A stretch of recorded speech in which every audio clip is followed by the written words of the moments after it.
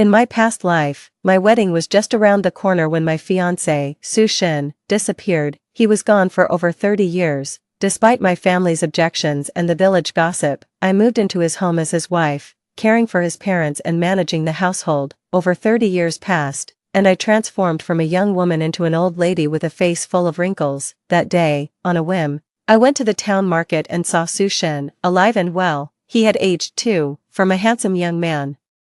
He had transformed into a refined, elegant elder. Just as I was about to call out to him, I saw a young woman link her arm through his, calling him dad. Overwhelmed by rage, I collapsed to the ground. Out of the corner of my eye, I saw Su-shin, who had just spotted me, his face etched with panic. How ridiculous. So, I hadn't lost my memory after all. My last shred of hope was shattered. When I opened my eyes again, I was back in 1984, 3 days before Su-shin disappeared. Xiaoyun. Let me put this hairpin on you. Su-shin's eyes sparkled with a bright light. Smack. I slapped his hand away with all my might. Su-shin's hand instantly reddened, and the hairpin he was holding clattered to the ground. The next second, I grabbed his arm and bit down hard. The metallic taste of blood filled my mouth, but I didn't let go. Why pretend to be dead when you're clearly alive? I've been played for a fool my entire life. Xiaoyun, what are you doing? Let go. A sharp female voice cut through the air. And then I felt a strong tug on my scalp, forcing me to release my grip and look up. Following the sound, I saw a gentle-looking woman. It was Wu Jing, my best friend from my previous life. Wu Jing clutched Su-shin's arm, her face etched with visible distress. She mumbled something softly, continuously blowing on Su-shin's injured arm. Su-shin gently pulled his arm away from Wu Jing. His expression calm. I'm fine, he said. He frowned, looking at me with a puzzled expression. Xiaoyun, what did I do wrong? Su-shin was a handsome young man, and in a village full of rough-and-tumble men, his looks made him very popular with the girls. 1. I was clever. You see, I knew the importance of striking first. Even as a child, I made sure to stake my claim on him and keep a close eye on him. I always thought our relationship was a classic childhood sweetheart story, destined to naturally blossom.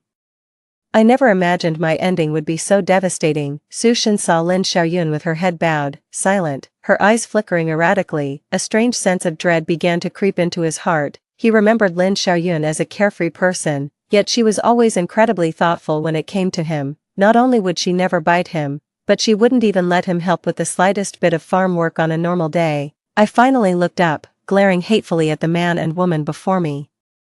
Adulterer, adulteress, the young girl I saw at the market in my previous life, who called Su-shin dad, was clearly a spitting image of Wu Jing now. Seeing Wu Jing's wronged and suppressed expression before me, what more was there to understand? Su-shin, Wu Jing, and I grew up together in our village, the best of friends since childhood. Su-shin and Wu Jing were always bright, natural scholars. As soon as the Gaokao resumed in 77, they both got into Tsinghua University, becoming the most accomplished college students our village had ever seen. I, on the other hand, never liked studying. Books always made me sleepy, so it was no surprise I failed the Gaokao. Su-shin and I had already started dating in 77. After he got into university, whispers began circulating in the village, rumors that I wasn't good enough for him, that he'd break off our engagement. But Su-shin, with his family by his side, came to my house to propose in front of the whole village, proving all those doubters wrong. Our wedding kept getting postponed because Su-shin had to go to college, pursue further studies, start his career, and so on. But I didn't think it affected our relationship, at least that's what I believed. After I'd waited for him for 7 long years, becoming the village's old maid, he finally returned to the village to marry me. But on the very day I was so ready to marry him, he faked his death to escape, only to end up with my best friend, Wu Jing, and have a daughter with her. My head was spinning. In my past life, how many people knew Su-shin wasn't dead, or did everyone know? And I was the only one he fooled. Su's parents, who treated me like their own daughter, the village chief, who seemed to care for me but subtly kept me confined to the village, my family. Scenes from my past life kept replaying in my mind, a whirlwind of chaotic thoughts assaulting me. I covered my ears and let out a cry of anguish. Su-shin, ignoring his own injuries, rushed to my side, asking me something with concern, but I couldn't hear, see, or think straight. All I could do was involuntarily let out a piercing scream. I desperately needed to vent the chaotic emotions swirling within me, emotions that had nowhere to go. I recoiled from the man and woman approaching me. In my eyes, they were demons with gaping maws, ready to tear me apart and devour me. My frantic screams echoed all around. As Wu Jing's hand fell, I blacked out. Even though the village doctor assured him Lin Xiaoyun was fine, Sushin insisted on staying by her bedside. Sushin racked his brain, replaying the day's events, trying to figure out what he could have possibly done to upset Lin Xiaoyun, but no matter how hard he thought, he couldn't pinpoint his mistake. Everything had been perfectly fine just a second ago. Brother Su, let me see your arm so I can apply some medicine for you. Wu Jing offered. No, thanks, and please, call me by my name. Sushin replied to Wu Jing, his words directed at her, but his eyes remained fixed on Lin Xiaoyun, his injured arm hidden behind his back. Sushin, Wu Jing, who usually deferred to Sushin's every command, spoke with a rare hint of displeasure. Even if it's for Xiaoyun's reputation, you can't just disregard your own well-being. This time, when we return to the village, the teacher specifically instructed me to look after you carefully and ensure nothing happens to you. For both professional and personal reasons, Wu Jing couldn't allow anything to happen to Sushin. Wu Jing, Sushin finally looked directly at her, his voice leaving no room for argument. You have no right to interfere in my affairs, let alone lay a hand on my fiancé. If it happens again, I will report it to the teacher and request your removal from my team. Wu Jing knew Sushin was a man of his word, so she had no choice but to hide all her little schemes and left dejectedly. The first thing I saw when I woke up was Sushin, asleep with his head resting on the edge of the bed. The morning light illuminated his features, allowing me to clearly see his handsome face. If this were my past life, no matter how angry I was with him, seeing that face would make all my anger vanish without a trace. But the me of now is old, with a heart like stone. I walked past him out of the room, and just as I reached the yard, my mom, Yuan Xiao, quickly pulled me aside into a corner. My mom poked my forehead with her index finger, saying with a tone of exasperation, "You're about to get married, and you're still so thoughtless, always gallivanting around. It's only because Sushin is honest and kind-hearted, otherwise, who else would want to marry you?" "Mom, I don't want to marry Sushin anymore." "What did you say?" Yuan Xiao cupped a hand to her ear, wondering if she'd misheard. I looked my mom straight in the eye, enunciating each word clearly. I said, "I don't want to marry Sushin anymore. I'm calling off the engagement." "You brat, what kind of nonsense are you spouting?" My mom's rough hand slapped my back as she yelled, "Old Lin, come quick. This is mortifying.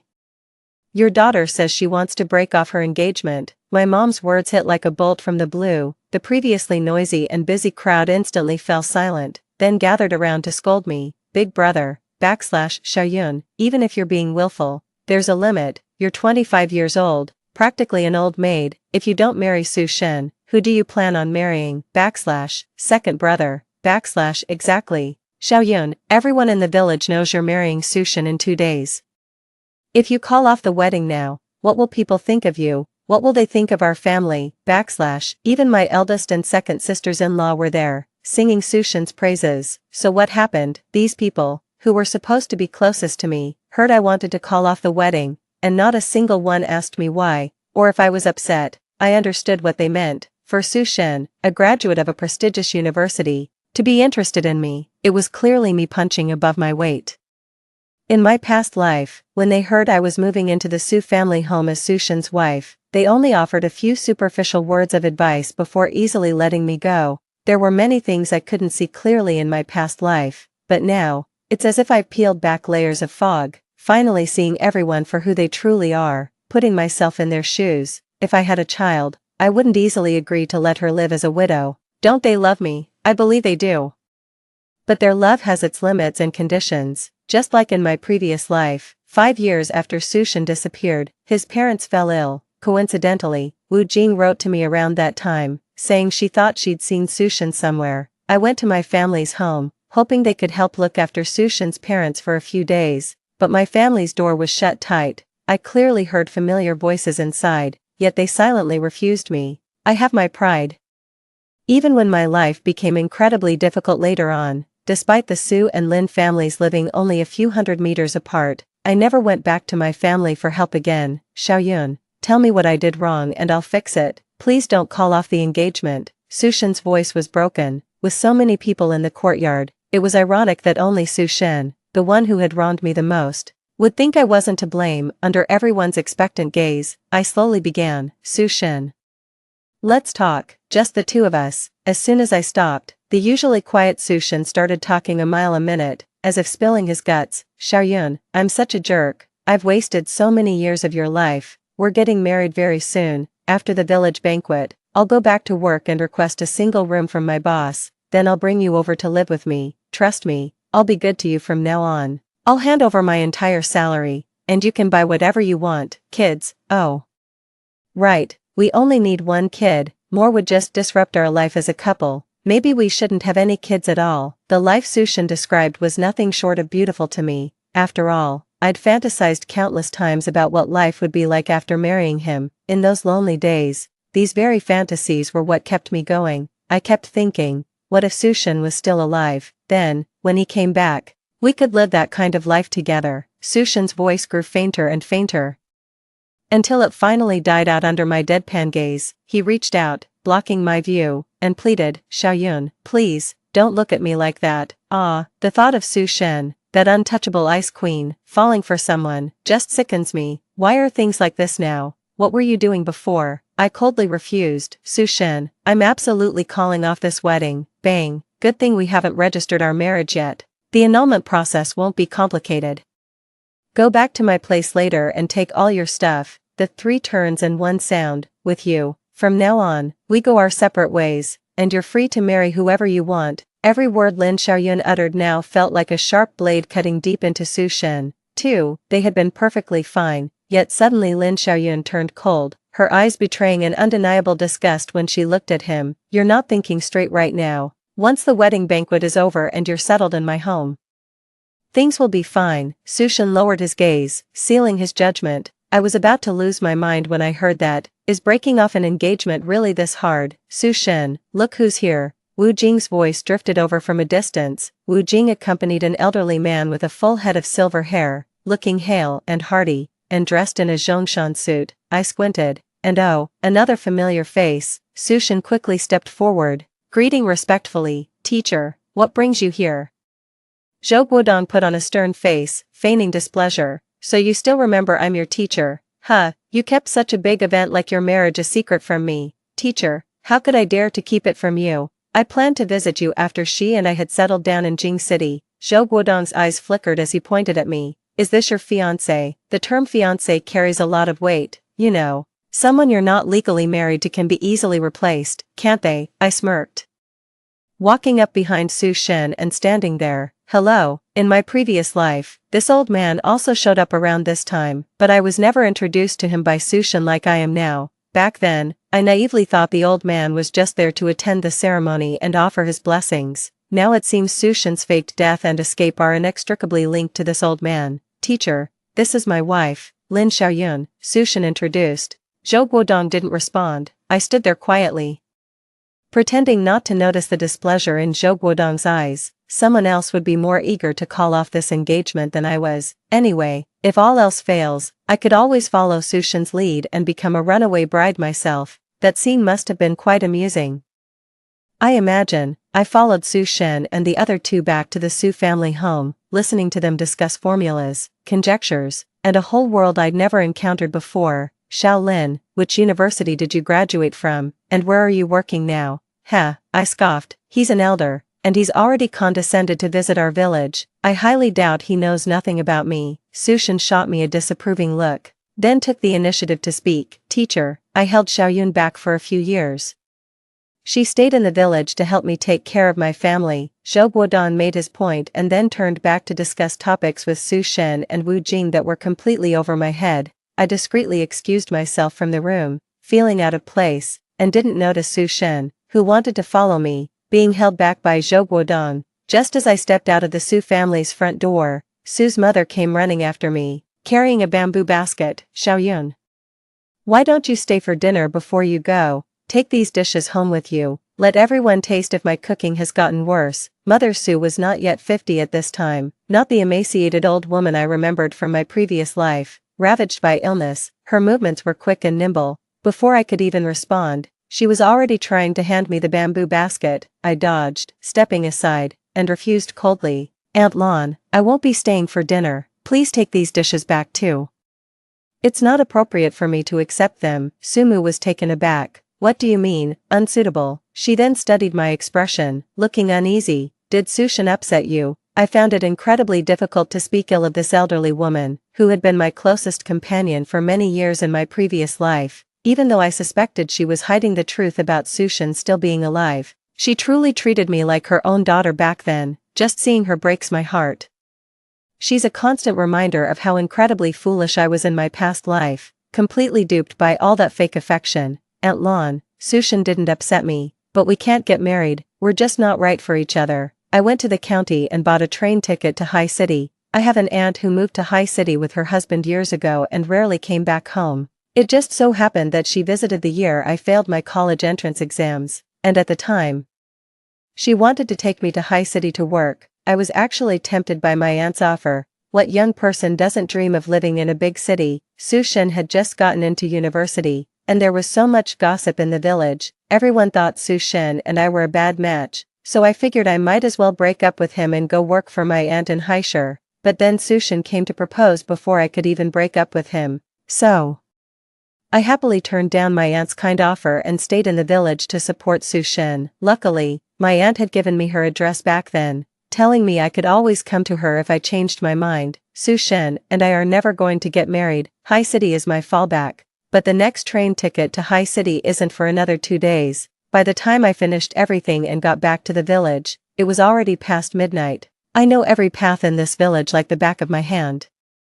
I must have walked them 100,000 times in my previous life. After my eyesight started failing, I stumbled around with a stick, falling countless times, but nothing could stop me from searching everywhere for Sushin. Xiaoyun. Sushin rushed over and pulled me into a tight embrace. Where did you go? I looked everywhere for you and couldn't find you. I asked everyone in the village, and no one knew where you were. Do you have any idea how worried I was? I thought. I struggled twice but couldn't break free from Sushin's embrace. I felt cold drops of water on my neck, and my body froze. Xiaoyun, please don't ever scare me like that again. A couple more times and you'll give me a heart attack. From now on, wherever you go, just give me a heads up so I know where you are. I never realized how awful waiting for someone feels. You must have felt terrible waiting for me back in the village, didn't you? Sushin was rambling on, and only let go of my hand when he sensed something was off with me. The moment he let go, I bent over and started throwing up. I slapped his hand away and spat out another insult. Disgusting. Sushin couldn't take my words. He stumbled back a couple of steps, then pointed at himself in confusion, silently asking if I was talking about him. Sushin's concern, even his very existence, just sickens me. All I want is to get away from these people and things that cause me so much pain. Why won't you just leave me alone? Why do you keep reminding me how I was played for a fool by them in my past life? All my tears, my pain, my self-sacrifice, it was all utter bullshit. I pounded the ground, disgusted, utterly disgusted. Sushin knelt beside me, looking as if he wanted to approach but dared not. Once I'd composed myself, I walked straight home without even glancing at him. The next day, I expected to be grilled by my family, but instead, everything was surprisingly calm.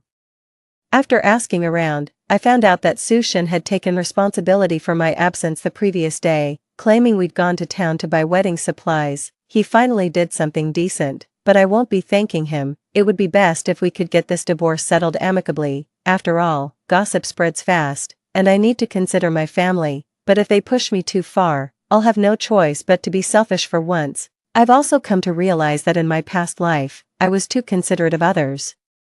3. In this life, you can only look out for yourself. You can't possibly worry about everyone else's fate. That's why scoundrels always seem to live better and longer than gentlemen. Xiaoya, Wu Jing is looking for you, my second brother called out loudly. As I walked past my second brother, I heard him whisper, I'm sorry. I paused for a moment, then continued walking without a word. Even though I've been reborn and I'm still me, I can't truly be as close to my family as my 25-year-old self once was. My family naturally sensed the distance between us. They probably thought my coldness was due to our disagreement yesterday, never guessing it was the countless squabbles from our previous life, born out of trivial everyday matters. Xiaoya, the teacher wants to see you. I followed Wu Jing to her house. Wu Jing snuck a glance at the impassive Lin Xiaoya, finally unable to hold back. Xiaoya, you're acting like a completely different person. You're so cold to me, and to Sushin, and you haven't even asked why my teacher wants to meet you at my place.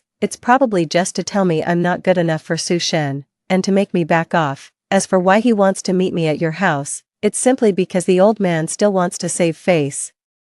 At his age, meddling in his apprentice's marriage is something he'd rather keep out of sight, wouldn't you say? Is that so hard to guess? Afraid Su Shen will blame both of you if he finds out. Heh.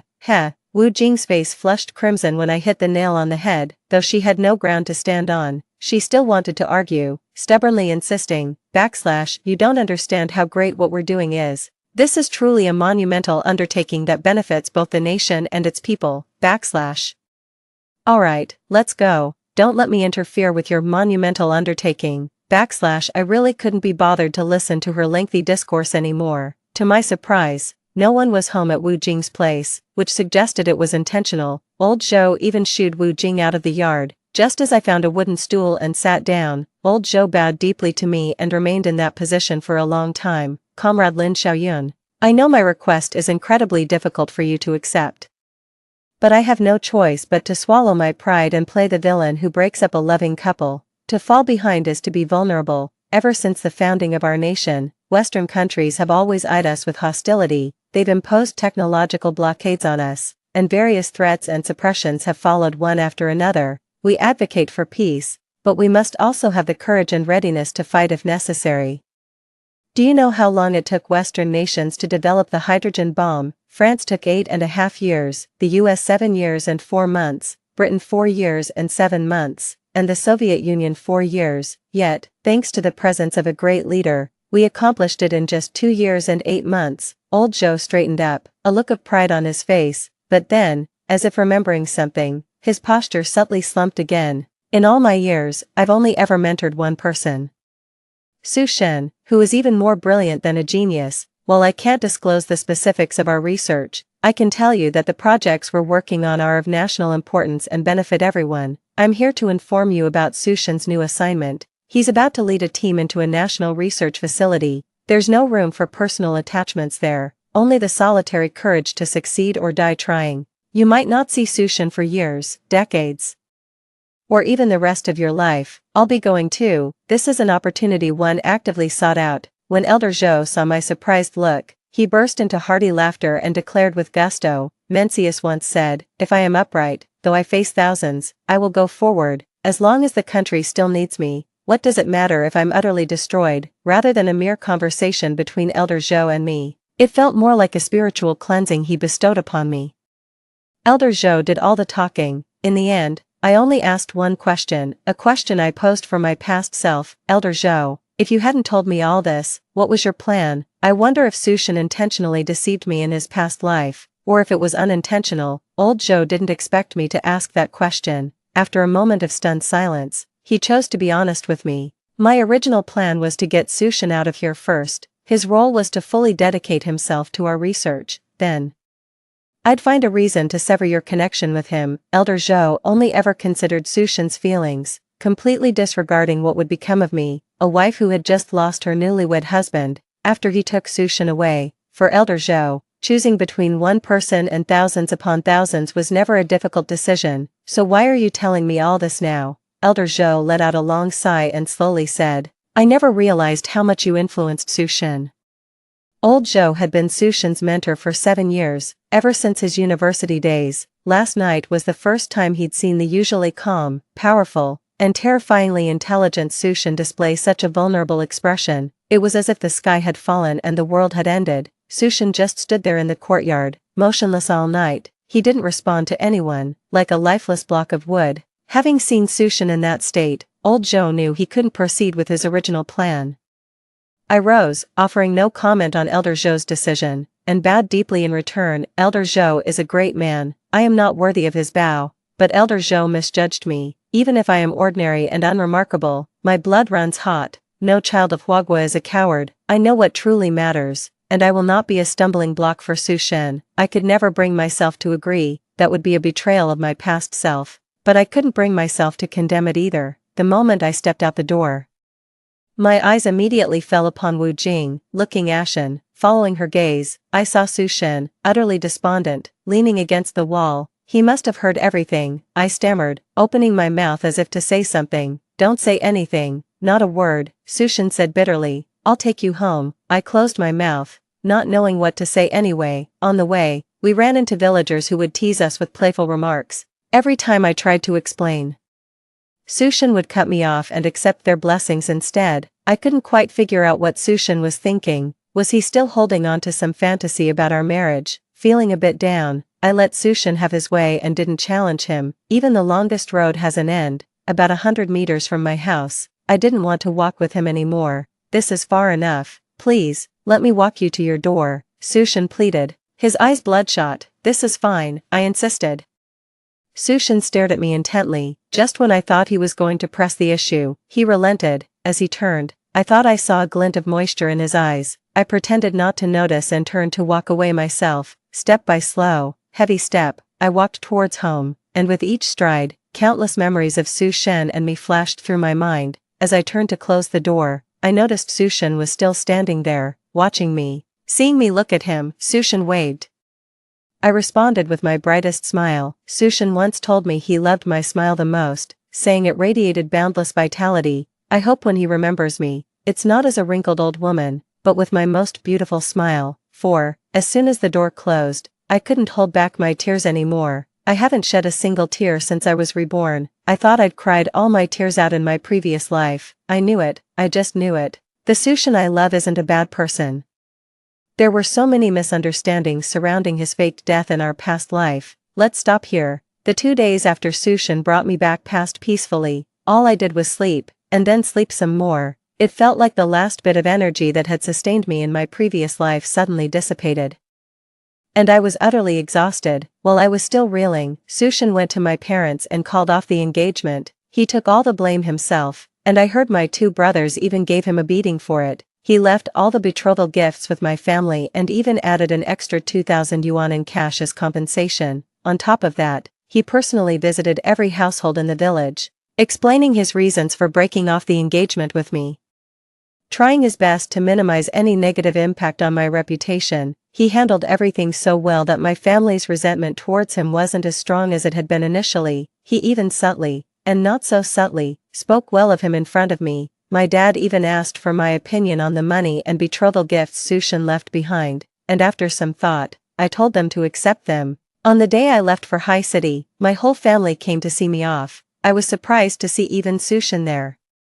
The village is so small, and I hadn't seen him for days, so I thought he had already left. Everyone in the family discreetly gave us space, and we walked on in silence. To our surprise, we both spoke at the same time. You first, Sushin said, his voice urgent. You've lost weight. In just a few days, Sushin had indeed lost a lot of weight. His cheeks, which used to have a bit of flesh, were now sunken. Sushin was taken aback that my first words were about his well-being. Almost overwhelmed, yet, in just a few days, Lin Xiaoyun's concern for him already felt like a distant memory from another lifetime. He lowered his head, muttering, I haven't been eating much lately. Health is the foundation of everything. Work is important, but so is your health. Sushin acknowledged, taking a deep breath. His words came out fast and urgent. Xiaoyun, could you please not fall for someone else so quickly? Wait for me, I promise I'll do everything I can. As fast as I can, to finish my work. And then, Sushin knew his request was shameless, but he truly couldn't bear to let go of Lin Xiaoyun, the woman he had loved for so many years. My refusal was gentle yet firm. Sushin, this is where it ends. I won't be accompanying you for the rest of this life. Uttering those words had drained all of Sushin's courage. Upon hearing my rejection, his eyelids drooped, and he looked utterly deflated, as if all the life had been sucked out of him. I didn't know how to comfort him, but I believed he would eventually get over it, just like he did in his past life. I boarded the greenskin train, and Sushin, chasing after the departing train, handed me a note, shouting, You must write to me. I loudly agreed. If a simple letter could put his mind at ease about his work, why not? As I put the note into my bag, I found 2,000 yuan. Exactly the compensation Sushin had given my family. My family wasn't officially poor, but we certainly weren't well off. I never imagined my family would quietly leave such a substantial sum, what felt like a fortune. For me, I can't figure it out anymore. Do my family really love me or not? Sometimes, it's better not to know. There's no need to overthink many people and situations. Seeing things too clearly often just brings more trouble. They're good to me, and I'm good to them. I'll find a way to pay them back this money later.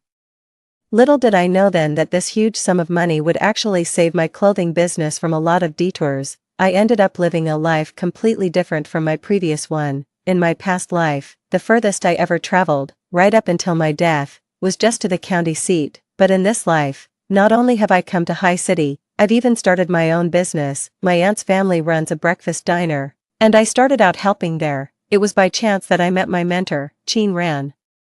She's a designer who studied abroad, and it was she who discovered my talent for fashion design. When it came to academics, I struggled to make progress, but with hands-on work, I excelled effortlessly. I honestly thought everyone knew how to cut fabric and make clothes. I've always made my own, so I never considered it a special skill. But when Cheen Ran saw a floral dress I'd made, she was absolutely amazed and guided me onto the path of becoming a fashion designer. She and I started a clothing business. We faced failures and fell for various scams along the way, but thankfully, we pulled through in the end. 2 years later, Xiaoyun, you have a letter, Auntie called out. By my reckoning, it was time for Sushin's monthly letter. I was a little surprised when I took the letters. There were 2 this time. After helping my aunt with things at the shop, I found a corner to sit down. Both letters were from Tsinghua University. Sushin had given me Tsinghua University as his address, so I figured his unit must have a special way of receiving mail. I first opened the letter that was clearly from Sushin. It was just a single page, simply asking about how I'd been doing recently and reminding me that he'd mailed me 230 yuan this month. He wished me well. I sighed. Ever since Sushin found out my address, he's been sending me money every single month, without fail. 5. It started at 120 yuan a month and has now increased to 230 yuan. No matter how much I refused or sent it back, Sushin would always insist on returning it to me. Later, I even forwarded the money to his parents, the elderly Su couple, but to my surprise, they sent it back too. They even had someone tell me that their family had wronged me and that I absolutely had to accept the money. Even though I'm making good money now, the amount Sushin has sent me over the past 2 years is no small sum. I opened another letter, and to my surprise, it was from Wu Jing. In her letter, Wu Jing told me about a side of Sushin he never mentioned. She said that for the past 2 years, he's been working like a madman, throwing himself into his job. He only sleeps 2 to 3 hours a day in and day out. She's really scared that if he keeps this up, he'll just collapse one day. Sushin, however, wouldn't listen to anyone. As if he were possessed, all he does, all day long, is research. Not long ago, Sushin was seriously ill, but even then, he continued to work as usual. Wu Jing, at her wit's end, went to great lengths to find my address and wrote me this letter, hoping I could talk some sense into Sushin. I sat for a long time before finally taking out some stationery, pondering over my words, and then writing a reply to Sushin. Sushin, hope this letter finds you well. How has work been lately, and how is your health? Everything's going well for me here in High City. High City is completely different from our village. It's no exaggeration to say it's changing with each passing day. Sushin, I think I've always harbored some resentment towards you, deep down, about our breakup, but now, I don't blame you anymore. It's because of great people like you that ordinary folks like me can live increasingly better lives. I don't need to elaborate on such grand pronouncements. Sushin, I hope you take good care of yourself. All the best. Half a month later, I finally received another letter from Wu Jing. After I finished reading it, the burden that had been weighing on my mind for so long finally lifted. Wu Jing said that after Sushin received my letter, he had his first long, deep sleep in 2 years. When he woke up, he was still as driven as ever, but not in that self-destructive way he used to be. At the end, she apologized to me. She didn't specify what she was apologizing for, so I suppose that's open to interpretation. I'm really happy to see Sushin doing better. It's strange to think about, but in my past life, when I was heartbroken over Sushin's disappearance, it was also Wu Jing who would send me letters every now and then, encouraging and comforting me, helping me through the darkest period of my life. In this life, my life has gotten better and better, yet Wu Jing and I have grown distant, like strangers. Another year passed, and I received a letter from Sushin again. Sushin mentioned a dream he had in his letter to me. On the eve of our wedding, he had to leave early due to work, and the teacher offered to stay and explain things to both of us. He was busy for 5 years straight, and only after finally achieving some significant results was he allowed to return to the village. But to my surprise, Everyone in the village told him that I had already married someone else and left. The longer I've been reborn, the more my memories of my past life fade, but I do recall him mentioning that 5-year mark. I remember Wu Jing specifically came back then to tell me someone resembling Su Shen had been found in a neighboring county and asked me to go confirm it. Of course, I rushed over, only to return disappointed. It turned out to be nothing more than a ploy by the entire village to get rid of me. They certainly went to a lot of trouble for it, though. 6. Upon hearing the news of my marriage to another, Su Shen was utterly heartbroken and disillusioned with love, dedicating himself entirely to his work. Decades later, with the project a success, his mission was complete. He left everything to the younger, more ambitious generation that followed. The very first day he returned to his hometown, we reconnected. It was then he finally learned the extent of the deception perpetrated by the entire village and his teachers all those years ago. Su Shen stopped writing at this point. He didn't describe how I was overwhelmed the moment I first saw him, nor did he elaborate on what happened after he uncovered those truths. The crumpled, water-stained letter silently conveyed Su Shen's turmoil as he wrote it. I carefully folded the letter and tucked it into the small, locked wooden box beside my pillow. Inside the little wooden box, neatly stacked, were the 36 letters Su Shen had sent me over the past 3 years.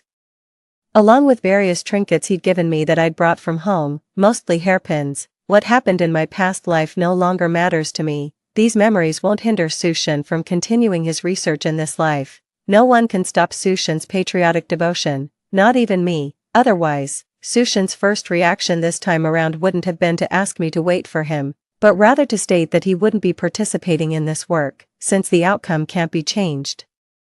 Why dwell on the past or agonize over those processes? It's a blessing to be naive sometimes. One shouldn't encounter someone too stunning in their youth. Let's stop here. That's enough. Story 2. At the family dinner, I publicly brought up divorce, and Zongzhe just laughed, a bitter, angry laugh. Just because I peeled a shrimp for my sister-in-law 2 days ago, you're still making a fuss about it. She's my sister-in-law. What's wrong with me taking a little extra care of her?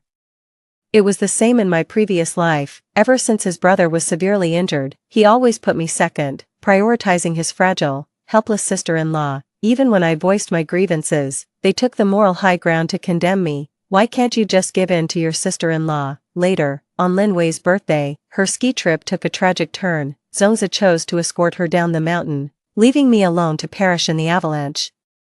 That's when I realized, Lin Wei wasn't just my sister-in-law, she was the love of his life. Seeing my silence, Zongzi scoffed lightly, then you'd better not regret it. He seemed convinced I was just throwing a tantrum. With a flourish, he signed his name on the last page, radiating confidence and composure. But this time, I was truly done with him.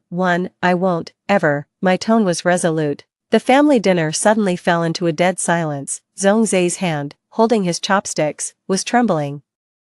His eyes fixed on me, yet, I remained composed. Finally, he threw down his chopsticks, grabbed the divorce agreement, signed it directly, and then hurled both the agreement and the pen at me. The paper was sharp, leaving a small cut on my left cheek. The ink from the pen stained my white dress black. No one expected a family dinner to escalate to this point. Zongzi left with 2 parting remarks. See you at the Bureau of Civil Affairs tomorrow. If you don't show up, I'll make sure someone drags you there. Suyin, let's see how tough you really are. Then he left without looking back. Lin Wei instinctively moved to follow him, but Mother Zong slammed her hand on the table and snapped, "Sit down, Mom. Zongzi is furious right now. He needs someone to comfort him. Even if he needs comforting, you're the last person who should be doing it." Madame Zong's tone was ice cold as she shot Lin Wei a look of pure disdain.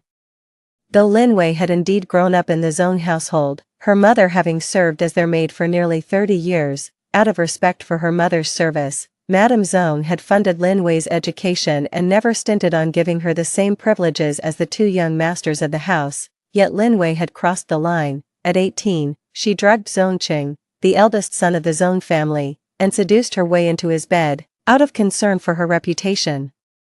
Zongqing had no choice but to marry her. This led him to voluntarily relinquish his position as the Zong family heir, enlist in the military, and return 5 years later with both legs paralyzed, a fallen angel dragged through the mud. Had Lin Wei stood by him through thick and thin, Madame Zong might have reconsidered her opinion of the girl, yet, she still harbored the delusion of getting close to Zongzi. His mother had long detested her, though she never explicitly said so.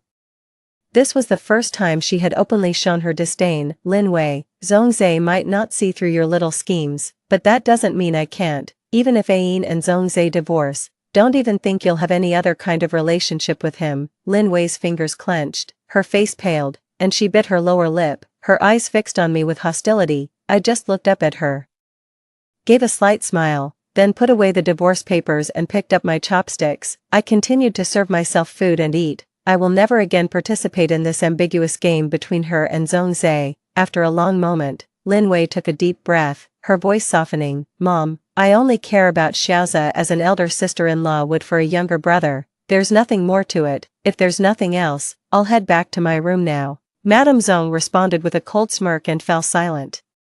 Lin Wei excused herself from the table. As the family dinner ended, I was about to leave with the divorce papers when Mother Zong suddenly called out to me. Ain, I stopped, but didn't turn around. I can see you're serious. As Zhongzhe's mother, perhaps I should try to persuade you. After all, couples always make up after a fight, but, this time, I won't try to stop you. Suddenly taken aback, I turned and met Madame Zong's piercing gaze. The Zong family reigned supreme in the capital.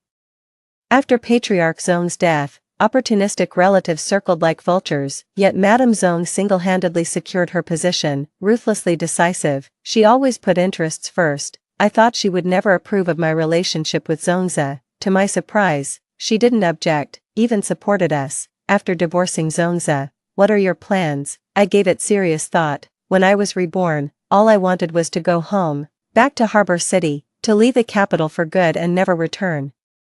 But then I thought, why should I? I got into Jing University at 18 and spent the next 10 years making a name for myself in the capital. Why should I give up the career, connections, and resources I painstakingly built, all for a man? Finally, I said, cut off all collaborations with Zhongzhe first. From now on, we're strangers, too. Zhongzhe and I weren't exactly a match made in heaven. To be precise, I married beneath me. After the college entrance exam, I officially stepped into the business world for the first time, attending various banquets with my father. It was at one of these auctions that I met Zhongzhe. That was in Victoria Harbor. He came with his mother. His expression remained utterly impassive throughout the entire auction, cold and detached as if nothing could capture his attention. Until Madame Zong offered 300 million to my father for a collectible military saber. A storm of complex emotions instantly swirled in Zhongzhe's eyes.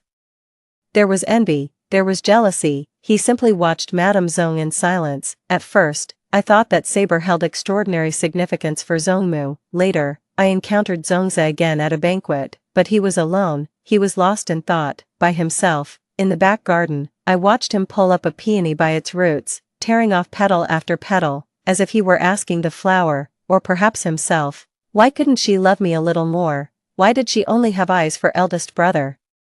When my older brother got into university, she was overjoyed, but when it was my turn, I was met with a bucket of cold water. I got into the best school, the best program, everyone was praising me, so why couldn't she see it? His silhouette was one of solitude and loneliness. He even started questioning the heavens, wondering why he was born when his older brother already existed, and since he was born, why couldn't he be treated fairly? He was crying silently, and in that moment, I couldn't empathize, so I didn't approach him. I just quietly stayed by his side. Originally, my father wanted me to stay in Hong Kong and apply to HKU, but by some twist of fate, I ended up going to Beijing and choosing Peking University. My father was a bit surprised, but he didn't stop me. He told me, you only live for about 30,000 days. If you want something, fight for it, seize it. So I took the initiative to get to know Zhongzhe and actively became a part of his life.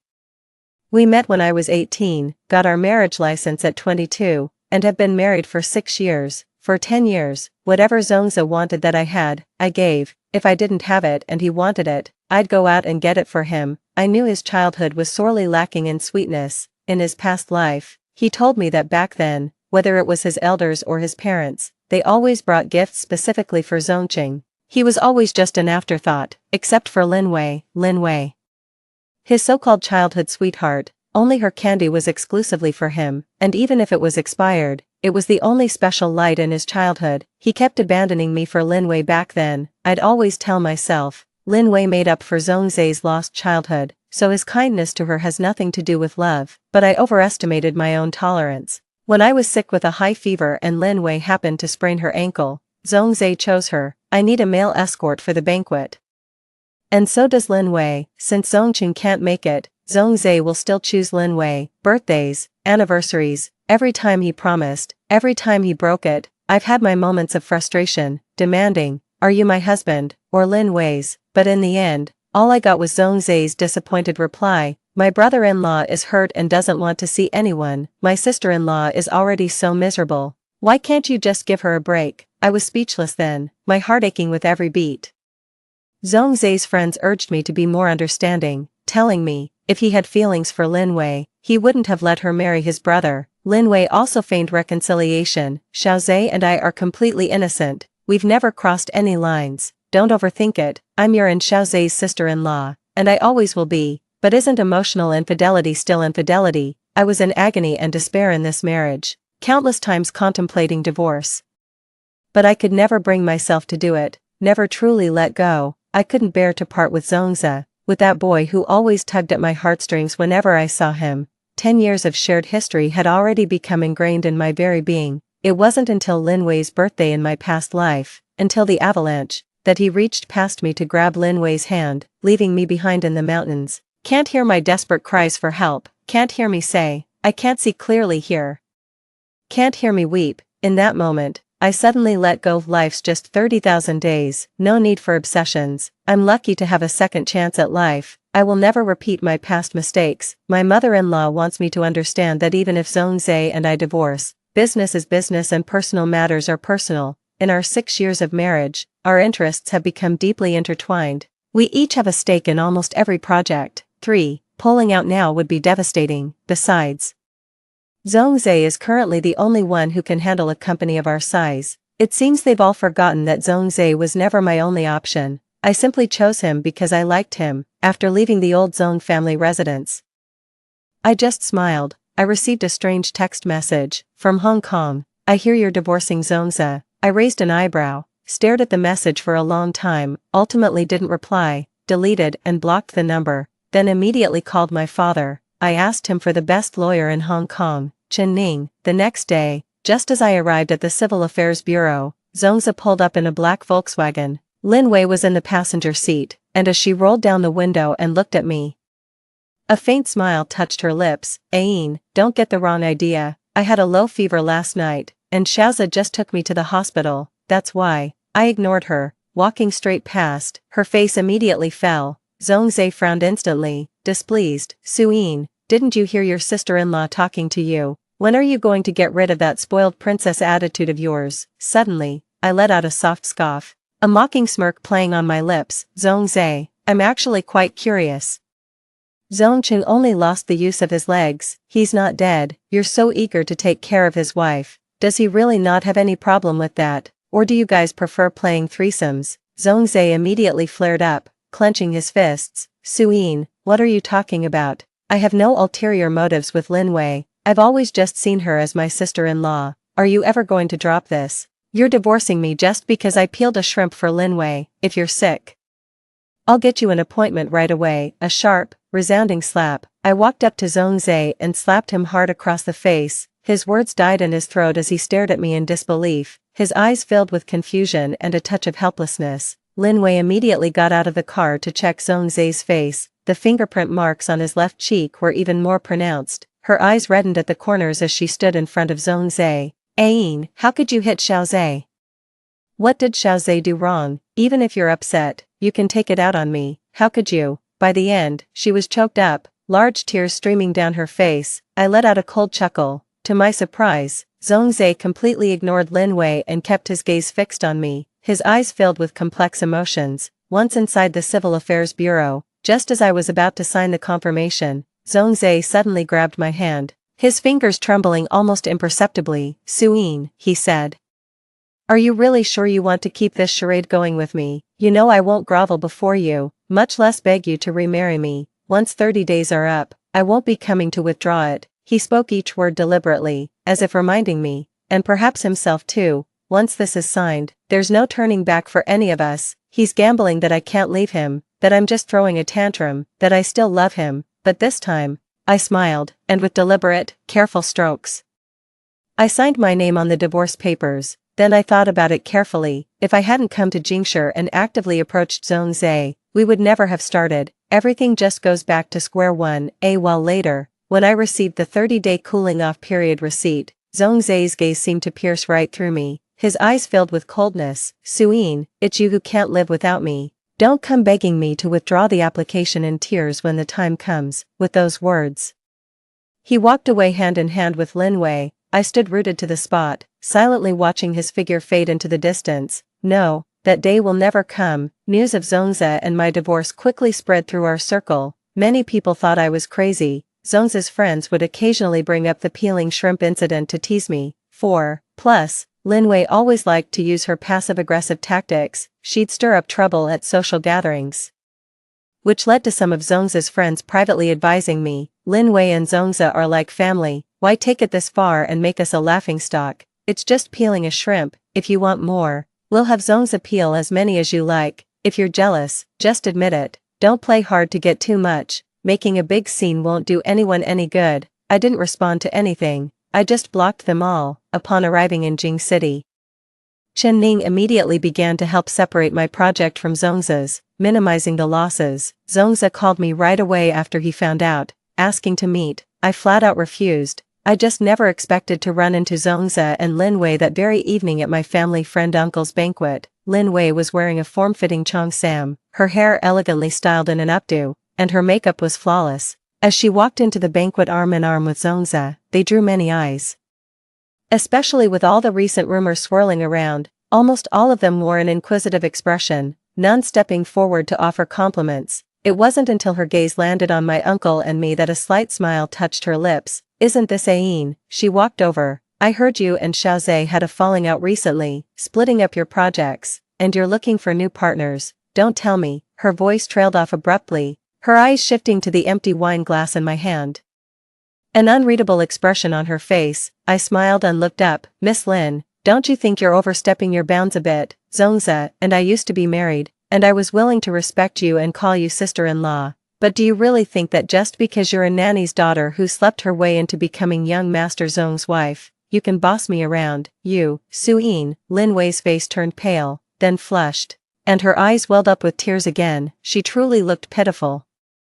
I let out a scoff, put down my glass, and gestured for uncle to head upstairs to talk. Just as I was passing Zhongze, apologize, he said, raising his hand to grab my arm. I shot back, what if I don't? Suyin, don't you forget, Jing City is my territory. No matter how capable you are, if I don't want you here, you won't last. All I need you to do right now is apologize to Lin Wei. Zhongze's eyes narrowed, a clear threat in their depths. Seeing this, my uncle was about to speak up, but I stopped him with a look. I then reached out and yanked Zhongze's tie, pulling him closer. I leaned in and whispered in his ear, Zhongze, if I'm not happy, your Zong family can forget about making it here. Everyone just assumed I was from Hong Kong, but my mother was once the most prominent socialite in Beijing, and the Zong family, now at the top, only got there because my mother's side of the family stepped back. Suyin. Zhongze glared at me, gritting his teeth.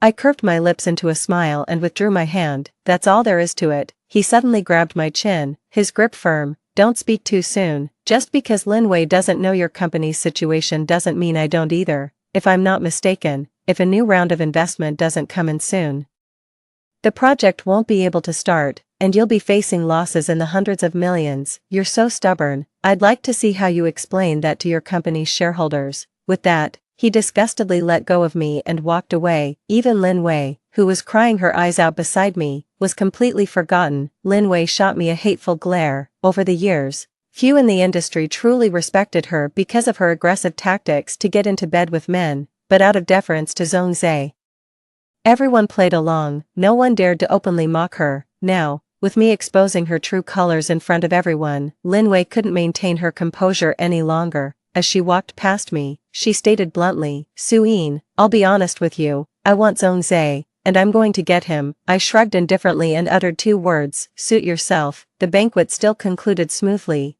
After finalizing the collaboration with our family friend, Uncle, Chen Ning went to see him off. I had originally planned to go up to the top floor and get a room to rest. Suddenly, a waiter handed me a card. Miss Sue, you are cordially invited for a chat. I frowned slightly. The handwriting was unfamiliar, yet strangely familiar. Who sent you with the card? The waiter honestly replied. He said his name was Zong. Suddenly, I froze. At Elements Club, Zong sat in the booth, a cigarette dangling from his lips, his face a mask of displeasure. 5. He hadn't originally intended to go to today's banquet, but when he heard Suyin would be there, he worried she might be pressured into drinking heavily while trying to secure a deal, so he went, but to his surprise, Suyin's temper hadn't changed a bit. She could be amicable and business-savvy with anyone else, but with him, she just had to be stubborn. Only 10 days left until the 30-day cooling-off period is over. He had originally thought Suyin was just being a bit jealous and would get over it in a week at most, but this time, his heart was always in turmoil, filled with anxiety, especially that day at the Civil Affairs Bureau, when Suyin slapped him. More than humiliation, what he felt was utter disbelief. Don't know why, Zong. It looks like Suyin is really serious about divorcing you this time. After a moment, his brother chuckled, teasing him. Zong looked up and scoffed. You don't know Suyin, but do you really think I don't? Suyin would never actually divorce me, not even if it killed her. It's just a woman's trick to play hard to get. She wants me to bow down, but I refuse. His brother chuckled again at that. He then walked over to Zong, lit a cigarette for him, and said, honestly, what's the big deal about lowering your head? Suyin is beautiful, comes from a good family. She's like the little princess of a wealthy Hong Kong family. She could have anyone, but she's been in love with you for 10 years. And what do? You're in love with Lin Wei. Suddenly, Zong frowned. Are you out of your mind? Who told you I like Lin Wei? His brother's smile instantly froze, replaced by a look of shock and disbelief. No, if you don't like Lin Wei, then why the hell are you always protecting her, and even going against your own wife for her? You might fool others because of your big brother.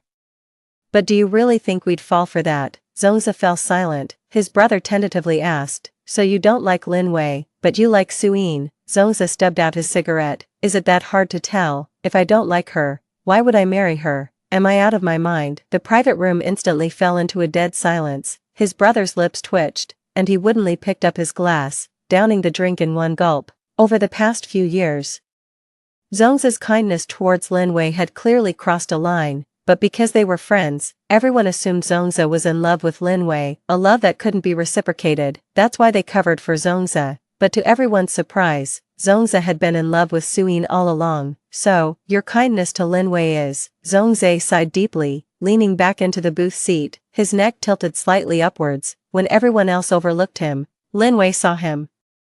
She was the candy that even Zongqing didn't have, but only he possessed. Even when he later learned that the candy only ended up in his hands because Zongqing had rejected it, he still cherished it deeply, which made him completely forget all that Suyin had done for him over the past decade. Unexpired candies, unforgettable birthdays, exclusive gifts, and skyscrapers named after him. His childhood voids had actually been gradually filled by Suyin. It's none of your business.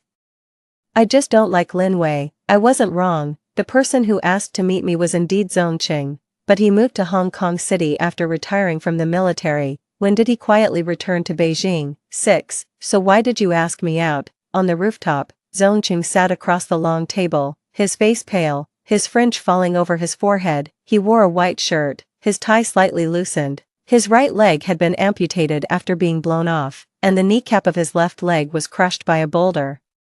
He would be confined to a wheelchair for the rest of his life. I had only met him once, at my wedding with Zongza. Mr. Zong, long time no see. Zongqing gave me a slight smile and gestured for me to sit down. I didn't play coy and just took a seat. His assistant, who was right beside him, placed a document in front of me. The moment I recognized the words on it, a slight smile played on my lips. It was the Zong family's equity transfer agreement, if I recall correctly.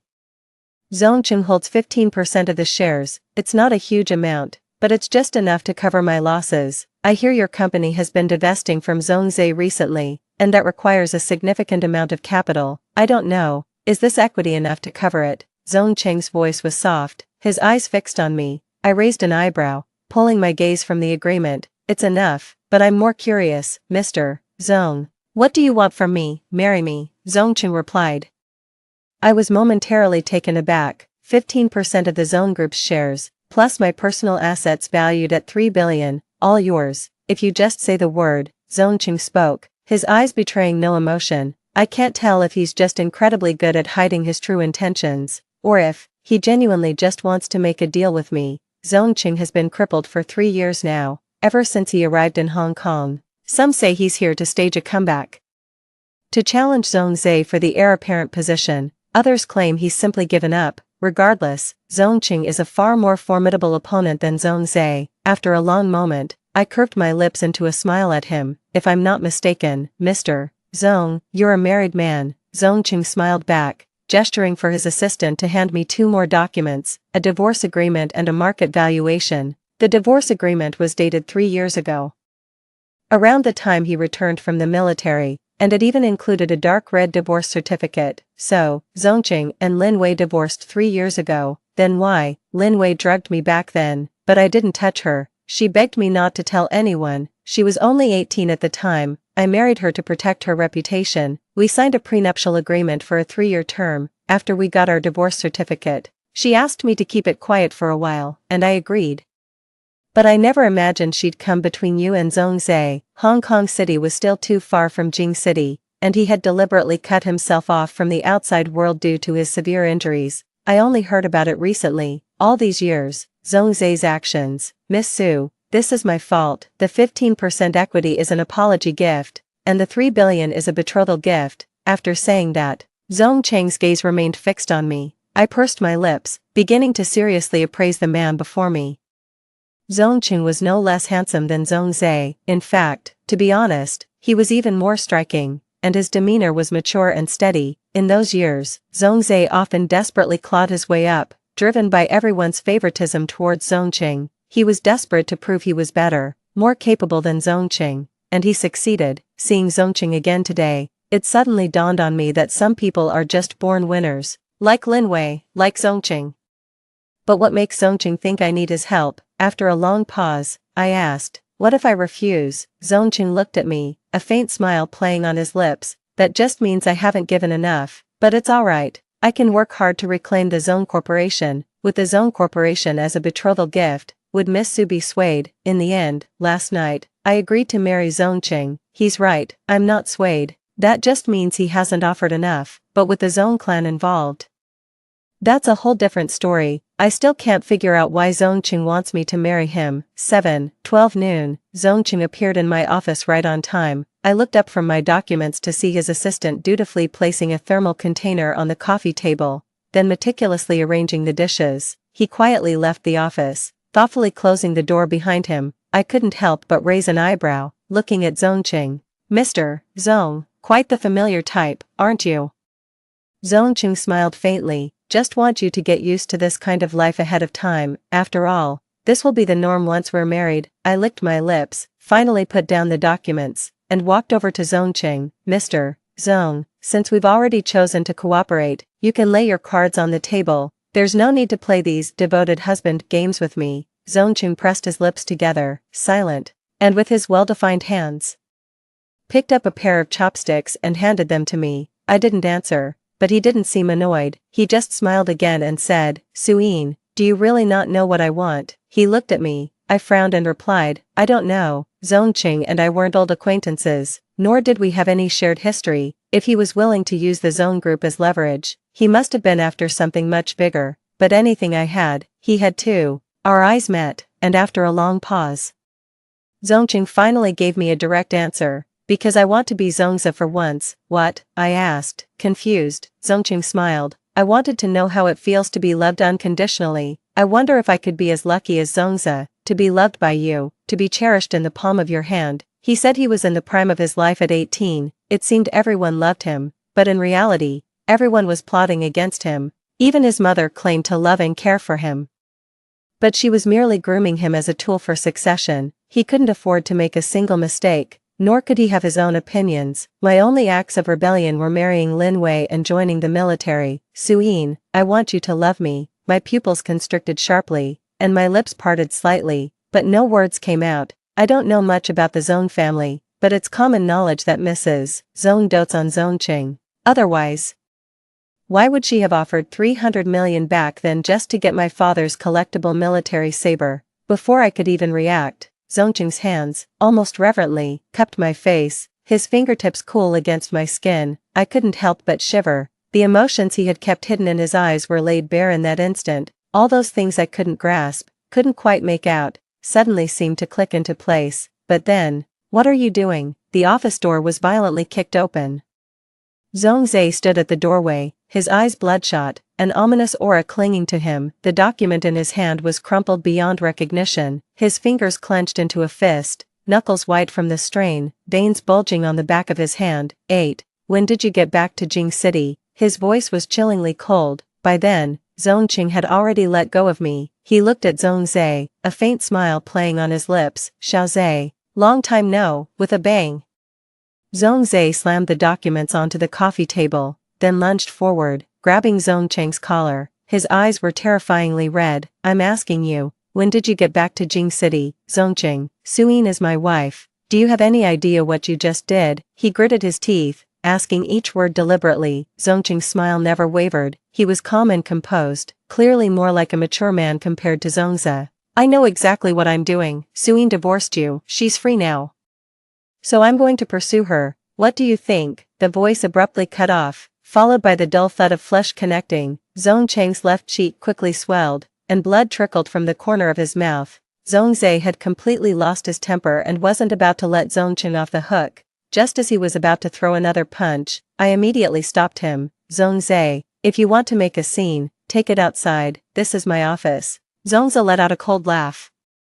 His raised fist froze in midair. "Me causing trouble? Suyin, are you blind? Am I the one stirring things up here? He's the one provoking me. You're my wife, my lawfully wedded wife. What right does Zongqing have to touch you, to even look at you with those thoughts? Do I have to give him everything he wants? Suyin, you said you'd only ever love me, that you'd give me anything I wanted. What about now? Are you going to abandon me for Zongqing too, by the end?" He was practically screaming. The voice carried resentment, fury, and a barely perceptible tremble. I simply leaned down calmly to pick up the nearly ruined document, an investment contract. Without opening it, I tossed it straight into the trash, replied in an indifferent tone, "You're wrong. You chose someone else first. That's why I don't want you." Not because of Zongqing. Whether Zongqing was involved or not, we were going to get a divorce anyway. Zongze was stunned. Zongze was forcibly escorted out of Su Yin's company, sitting in the driver's seat, his pupils slightly dilated, his eyes welled up with unease and confusion, like a young animal abandoned in a blizzard, unable to find its way home or its pack. He couldn't understand how he and Suyin had reached this point in just a few days. Before leaving Elements last night. His brother told him, "It's no big deal for a man to humble himself once. You can't really throw away your wife just for the sake of pride, can you?" He also knew there were only 9 days left before the application would be withdrawn. If he didn't act soon, he and Suyin would be truly finished. That one sentence kept him awake all night. He typed and retyped, "Can we not get divorced?" I was wrong into his chat with Suyin countless times, but never sent it. Then he deleted it. Character by character, he takes his pride way too seriously, and genuinely believes he did nothing wrong this time. It was just peeling shrimp for Lin Wei while unintentionally neglecting her. Since when did Suyin become so petty? If he gives in to her demands now, what's stopping Suyin from threatening divorce again next time? By sunrise, he devised a win-win solution and immediately had the legal department draft an investment cooperation agreement. He was ready to proactively go and see Suyin. Asking her not to divorce him was something he could never bring himself to say, but at least, they could give each other a way out. So, as soon as he got the contract, he rushed to find Suyin, but he never expected to walk in on Zongqing confessing his feelings to her. The sight of their intimacy almost made him lose his mind on the spot. Nothing in this world truly belonged to him. There was only Suyin left, she was all he had, but why, in the end? Couldn't he even hold on to Suyin? Suddenly, he recalled everything that had happened over the years, his care for Lin Wei, and his neglect of Suyin. He was on the verge of collapse just imagining Zongqing even brushing past Suyin. So what must Suyin have been thinking all those years when he repeatedly abandoned her for Lin Wei? When an avalanche occurs, no single snowflake is innocent. He always took the moral high ground to criticize Suyin for not being magnanimous enough, for being petty. But Suyin truly loved him, That's why she went mad for him, fell apart for him, isn't it? In the past, he couldn't understand her pain, now he finally does. But is Suyin, will she ever come back? Meanwhile, in the office, Zongqing was still there, and the lunch he'd personally made was pretty much ruined, but I still picked up my bowl and chopsticks, reaching for the dishes that hadn't been affected. After a long moment, Zongqing finally spoke. I'm not doing this to get back at you because of Lin Wei. I just glanced at him, but didn't reply, and then continued eating. Suyin, can you trust me just this once? He repeated, his voice barely a whisper. His left cheek was still slightly swollen, and though the blood from the corner of his mouth had been wiped away, a bruise remained. What a pitiful sight. The day after I told Zongza I wanted a divorce, I got a text from Hong Kong. Was that from you? Zongqing pressed his lips together. Not denying it, suddenly, I let out a small laugh, then put down my chopsticks. Zongqing, aren't you ashamed, trying to steal your brother's girl? No, Zongqing replied. I let out a small chuckle and walked back to my desk. As I passed Zongqing, my gaze drifted to his legs once more. Zongqing, do you want to stand up again? The cooling off period is over. I arrived at the Civil Affairs Bureau as agreed, but Zongza didn't show up. He thought that if he didn't come, the divorce certificate couldn't be issued, but he was wrong. From the day I decided to divorce him, my mother had already arranged everything for me. 10. When the time comes, whether he shows up or not, the certificate will be issued. The moment I received the divorce certificate, the huge weight that had been pressing on my heart finally lifted. 20 years of affection, spanning across past and present lives. It's finally over. To my surprise, the moment Zongza got the divorce papers, he showed up outside my office that very afternoon. Just as I stepped out of the building, Zongza's car screeched to a halt right in front of me. I instinctively took a step back as a disheveled Zongza emerged from the driver's seat. I hadn't seen him in almost 5 days, and he looked completely dejected. His chin was covered in stubble, and there were dark circles under his eyes. His shirts, which used to be impeccably neat, were now all wrinkled and creased. His brother even approached me privately, urging me not to push things too far. He said, Zongza loves you, he just gets stuck sometimes, and you know how stubborn he can be. You put up with him for 10 years, so why let a small thing ruin everything? I just find it ironic. They're Zongza's brothers, and all they care about is whether he's doing well. When he was straying, they helped cover for him. When he chose Lin Wei again and again, they could just lie through their teeth. Now that Zongza and I are divorced, he's completely fallen apart, and here they are, playing the role of caring brothers, telling me to just move on. But why should I? You have to pay the price for your mistakes. Zongza stopped in front of me, his fingers clenched around the dark red divorce certificate. It was a while before his eyes met mine. In a hoarse voice, he said, Suyin, I don't want a divorce. I didn't say anything, nor did I avoid Zongza's gaze. His eyes were filled with hurt and pain. His fingers trembling slightly. Seeing my silence, he cautiously took another step forward, like a helpless young animal. But just as he reached out to take my hand, I pulled away. His movement froze, and his face was etched with a look of deep hurt. Suyin, you said you wouldn't leave me. You lied, you tricked me. You clearly said it was fine for everyone to love Zongqing because you would only love me. You said your love for me was more than all of theirs combined.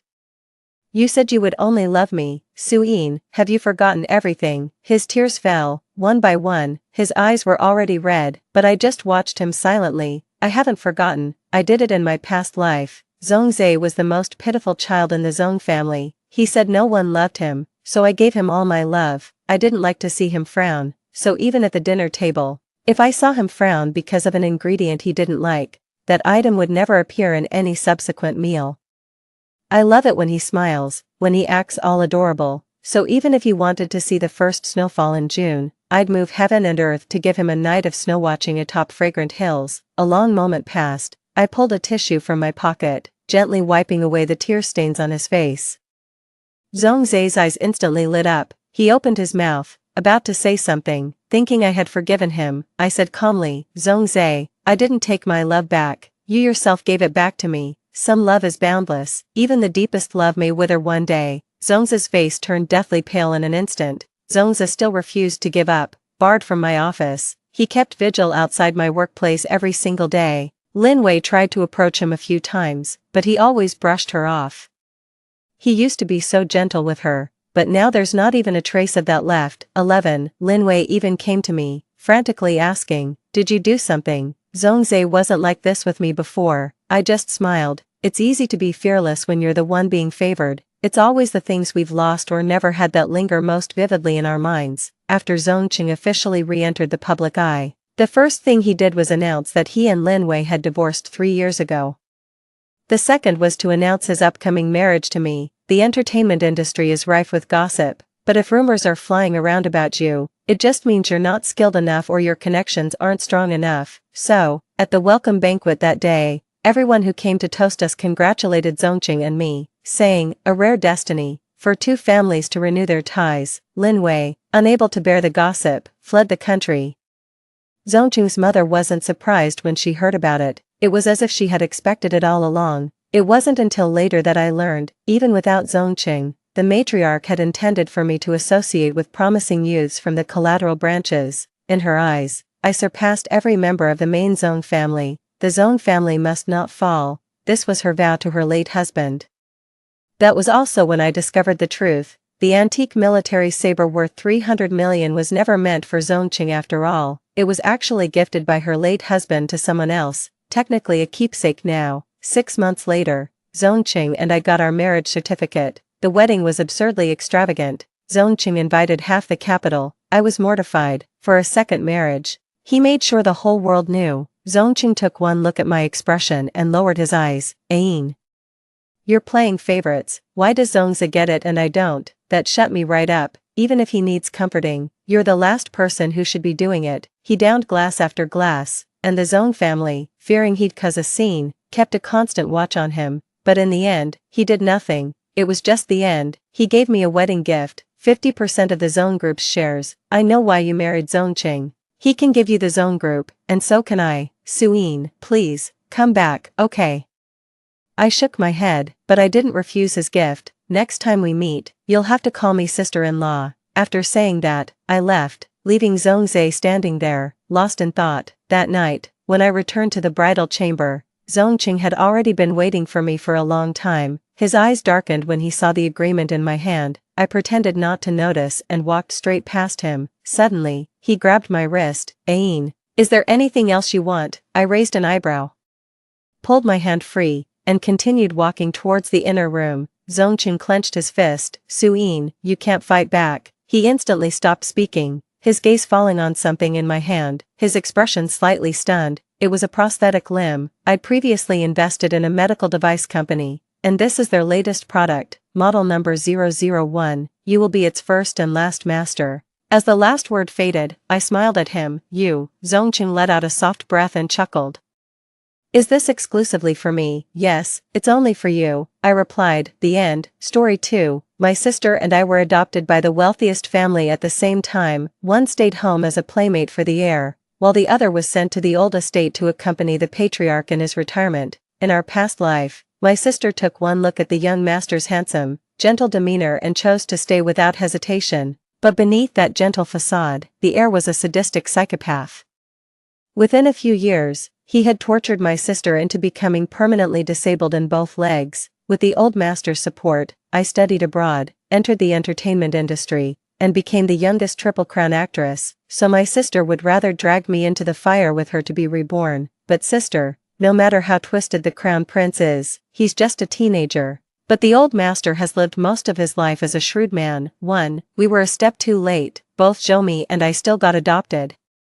Zhoumi suddenly knelt before Elder Ji, tears and snot streaming down as she pleaded, Grandpa, please let me stay with you. You look so much like my grandfather. Seeing you feels just like seeing him. It's incredibly heartwarming. From now on, I'll cherish and respect you as if you were my own grandfather. Witnessing this scene, I realized that Zhoumi and I had been reborn together. On this day in our previous life, my sister Zhoumi and I were adopted by the wealthiest family. The current patriarch of the Ji family is this Elder Ji, whose branch of the family is sparse, now consisting only of him and his grandson. Elder Ji asked Zhoumi and me to choose whether to stay with him or with his grandson Ji Tsinyuan. In the previous life, Zhoumi saw Ji Tsinyuan was handsome and without hesitation, chose him first. I was left by old Master Ji's side, but that Ji Tsinyuan was already a pervert in his teens, and Zhoumi suffered all kinds of torment by his side. In the end, Zhoumi was even tortured into disability by Ji Tsinyuan and had to use a wheelchair for life. raised by Grandpa G, I became accomplished in music, chess, calligraphy, and painting, growing into a radiant beauty, sent abroad for studies by Grandpa G. I later entered the entertainment industry upon returning. With the G family's connections and financial backing, my career soared unimpeded, ultimately making me a top-tier celebrity. Later, I broke into the film industry with a single movie, becoming the youngest Triple Crown actress, the pinnacle of glory. To outsiders, Zhomi and I lived lives as different as clouds and mud. Zhomi thought so too, yet she bore no hatred toward Jitsun Yuan. Instead, her jealousy toward me festered into venom. On the night I won my third triple gold trophy, she set me ablaze. Her mobility impairment trapped her in the flames as well. Now that I've been reborn, Zhomi's first thought was to steal my life. Actually, she didn't need to steal it, I'd hand it to her willingly. After all, no matter how twisted Jitsun Yuan is now, he's just a teenager. He's nowhere near as wild as Old Master G. Too. Old Master G nodded in satisfaction, a glint of shrewdness flashing imperceptibly in his eyes. Since you're so filial, you may follow me. Zhomi got so excited that she immediately kowtowed 3 times to Grandpa G with loud thud sounds, then stood up and held his arm, saying sweetly, "Grandpa, let me help you." Grandpa G nodded with a smile. Good child, good child." Then he casually pointed at me and said, "You'll follow Tsin Yuan from now on." After speaking, he meaningfully reminded Jitsun Yuan, "Tsin Yuan, take good care of your little sister. Understand?" Zhomi pressed her lips together to suppress a smile and said to Jitsun Yuan, "Brother, I'm entrusting my younger sister to you from now on. You must take good care of her." She deliberately emphasized the words "take good care." Then she glanced at me triumphantly and helped Old Master G upstairs. I watched Zhomi's retreating figure coldly, slowly curling the corners of my lips. "Then enjoy your brand new life to the fullest. But since it's the life you stole, make sure you never return it." A sinister voice suddenly whispered in my ear, "Haven't seen enough." My heart skipped a beat as I finally turned to look at Jitsun Yuan. Though only 15 years old, this child genuinely appears eerie and terrifying. Unlike a normal person, this won't be easy to handle either. I absolutely cannot let my guard down. Taking a deep breath, I immediately flashed a sweet smile, ran up to him, and greeted him obediently. "Hello, brother, my name is Josue, and from now on, I'll be your little sister." Jitsun Yuan's icy gaze swept over me imperceptibly, those pitch-black eyes seemingly ignited by something. I clearly saw the burgeoning interest in his eyes. "You want to be my little sister?" Like hell I wanted to be his sister. What can I do about it? I'm just an 8-year-old kid who got adopted by this crazy family. There's no escape. Even if I killed him, I couldn't avoid the G family's retaliation, so for now, I'll just have to play the obedient little sister. I nodded and said, "Yeah." Then I tilted my head, looking at him timidly yet hopefully. "Brother, do you not like me?" A faint arc curled at the corner of Jitsun Yuan's lips as he slightly raised his brows and said with a light smile, "Like it? Of course I do." I stepped forward and grabbed Jitsun Yuan's arm, exclaiming excitedly, "Great, I have a brother now. I have a brother." Jitsun Yuan's body stiffened abruptly, and the next second he suddenly pushed me away. His sinister gaze bore heavily into me as I fell to the ground, his thin lips parting to enunciate each word. "Get out. From now on, don't touch me without my permission." Moody and unpredictable, truly a little freak, Zhomi stood by the second-floor railing at some point, just watching me. Seeing how Jitsun Yuan abused me right after I arrived at this household, she seemed to relish it. Until the butler behind her reminded her, "Miss, it's getting late, you should wash up and go to bed." "Alright," Zhomi responded, casting a smug glance at me before leaving. I then got up from the ground, walked over to Jitsun Yuan, reached out my little hand, and stubbornly wrapped my arms around his. "No, I just want to hold you. I want my brother." I knew that at this moment, I must look like an abandoned puppy, whimpering in the corner. Jitsun Yuan's body stiffened again, only this time, he didn't push me away. 3. Although I wasn't by Jitsun Yuan's side in my past life, I still understood him quite well. The reason this brat is so twisted is because he lacked love. His parents died young. Even when they were alive, they'd have small fights every 3 days and big fights every 5 days. Because their marriage was purely a business arrangement without any real affection, every time they fought, they threatened divorce, even saying in front of little Jitsun Yuan, "That's your son, you take him, he came out of your womb. You take him, I don't want him." Later, during another fight in front of Jitsun Yuan, they came to blows, and his mother accidentally stabbed his father to death. In panic, His mother then committed suicide. Jeet Sun-Yuan was only 5 years old at the time. Looking at the two people lying in a pool of blood, he remained eerily calm. Later, he stayed by old Master Ji's side all along. And what decent person could that old pervert old Master Ji possibly raise? Before Jeet Sun-Yuan's father got married, he often indulged in orgies with old Master Ji. Threesomes and foursomes were regular occurrences. He didn't spend much time accompanying Jeet Sun-Yuan either, being too preoccupied with playing with little boys and girls, and pursuing immortality. Jeet Sun-Yuan grew up in such an environment until he was 15. If he's not a pervert, then who is? I've decided to try to reform him with love, whether it works or not. I'll give it a try. What if it actually works? If this approach doesn't work, it's not too late to try another. Jeet Sun-Yuan moved out on his own just after turning 15. At that moment, he glanced at me with a dark gaze, looked at my small hand tightly clutching his arm, and without another word, strode forward. His legs were simply too long, already 8 meters tall at just 15 years old, while I wasn't even 3 meters and truly couldn't keep up with him. Big brother, I deliberately said in a childish voice, slow down, I can't keep up with you, big brother.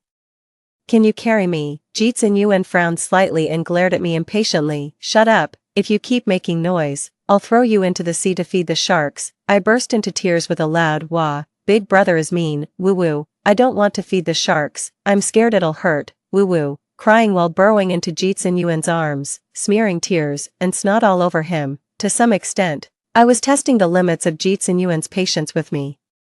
If he only scolds me verbally despite all this fuss, then I'll know my boundaries. Shut up, Jeet Sun-Yuan pointed at me. If you cry one more time, I'll feed you to the sharks. I immediately shut my mouth tightly, looking at him with teary eyes, sobbing as my shoulders shook with each hiccup. Jeet Sun-Yuan gritted his teeth and closed his eyes briefly, probably having never encountered such a troublesome brat like me before. Utterly exasperated, I watched him nervously. Please don't let him lose his temper so soon. Did I just go a bit too far? Jeet Sun-Yuan suddenly bent down, startled. I quickly covered my bottom. Brother, don't hit me. Jeet Sun-Yuan, his expression was complex, his dark brows furrowed the entire time as he picked me up and strode out. Phew, that hurdle is finally past. Should I be even bolder now? I wrapped my arms around Jeet Sun-Yuan's neck. Brother, you're not mad at me anymore, so you won't throw me into the sea to feed the sharks, brother. I promise I'll be good from now on. Please don't be angry with me or abandon me. Okay, my sister doesn't want me anymore. You're all I have now. Jeet Sun-Yuan took a deep breath, turned his head and gave me a disgusted look, but when he met my pitiful, teary-eyed gaze, he finally relented. I won't abandon you for now.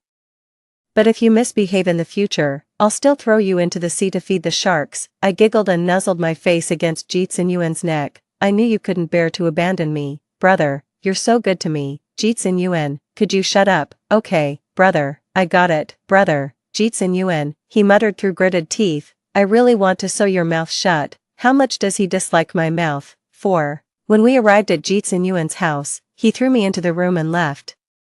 Not only is this person perverted, but also antisocial. He doesn't allow servants to stay overnight here. He left a little kid like me here. How am I supposed to take care of myself? Good thing I'm not a child. After washing up, I went out wrapped in a towel. I looked everywhere but couldn't find any children's clothes. There weren't even any adult clothes. I'm really not cut out for raising kids. When I went out to find clothes, Jeet Sun-Yuan's deep voice suddenly rang out, startling me. What are you doing? I took a deep breath silently, adjusted my emotions, then turned around and pouted. Brother, I've finished showering, but I don't have any clothes to wear. Ever since Jeet Sun-Yuan saw me, his eyebrows have been permanently knitted together. The impatience at this moment was beyond measure. Why are you being so troublesome? I squatted down with my back to Jeet Sun-Yuan, whining. Brother, do you hate me again? Why do you hate me? What exactly did I do wrong? Footsteps sounded behind me. Even the carpet couldn't muffle them, showing just how annoyed he was. Soon, Jeet Sun-Yuan brought over a short-sleeved shirt and threw it at me. Put it on and get back to your room to sleep. Don't come out again tonight. Oh, I took the clothes off my head, stood up and nodded at him, then waved my hand. Good night, brother. Jeet Sun-Yuan ignored me and walked away. I took the clothes back to the bedroom and locked the door, sitting on the bed. I let out a slight sigh of relief. The first day has passed safely, hasn't it? but we still need to be cautious. It's better to sleep with one eye open. 5. The result of sleeping with one eye open is that I didn't sleep well all night. In fact, how many peaceful nights did I really have in my previous life? Even during my time abroad, I was afraid that old man G would suddenly push open my door. Jomi didn't know that in my past life, I suffered from severe depression. So her fire was a release for me. Now everything can start anew. I must persevere, I must save myself. The sky outside was already bright. I was still wearing the clothes Jeetsun Yuen gave me last night and went out barefoot. Going downstairs, I only saw an aunt busy in the kitchen. When she saw me, her face was full of kind smiles. This must be little Sway Sway, right? I nodded. Yes, auntie, where's my brother? He left early in the morning, but told me to come over early to cook for you. The breakfast was sumptuous, but I had little appetite, only took a few bites before putting down my chopsticks, pondering how to tell Jeetsun Yuen when he returns that I want to go to school. Jeetsun Yuen didn't come back until after 11 p.m., hearing noises at the bedroom door. I took a deep breath and mentally prepared myself before going out. Jeetsun Yuen had already returned to his room, but I didn't see him when I entered. Faint sounds of running water came from the bathroom. I knew he was taking a shower, so I climbed onto his bed. When Jeetsun Yuen came out and saw me on the bed, his face instantly darkened. Who told you to sleep here? Get out. I clutched the blanket and shrank back. But I'm scared, brother. I want to sleep with you. Just as he was about to lose his temper, I started sobbing boo-hoo. I could see profound helplessness mixed with murderous intent on Jeetsun Yuen's face. What a complicated person indeed. He closed his eyes briefly.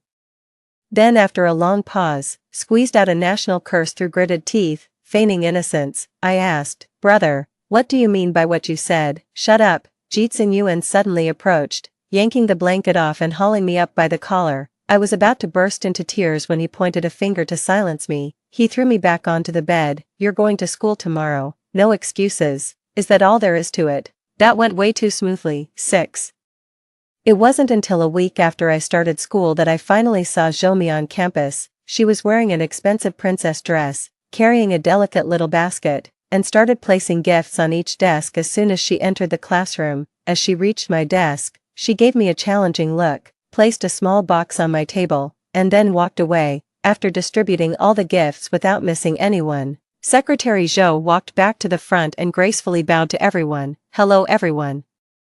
My name is Jomi. I'm the granddaughter of the wealthiest G family's patriarch, Mr. G. I look forward to your kindness and support in the future. This opening speech made me doubt whether Jomi had truly been reborn. How could a soul in their 20s possibly say something so pretentious when facing a group of 8-year-olds? What's the point of showing off to a bunch of kids? A boy named Chen Junxian in the class pointed at Jomi and asked, the richest man's surname is G.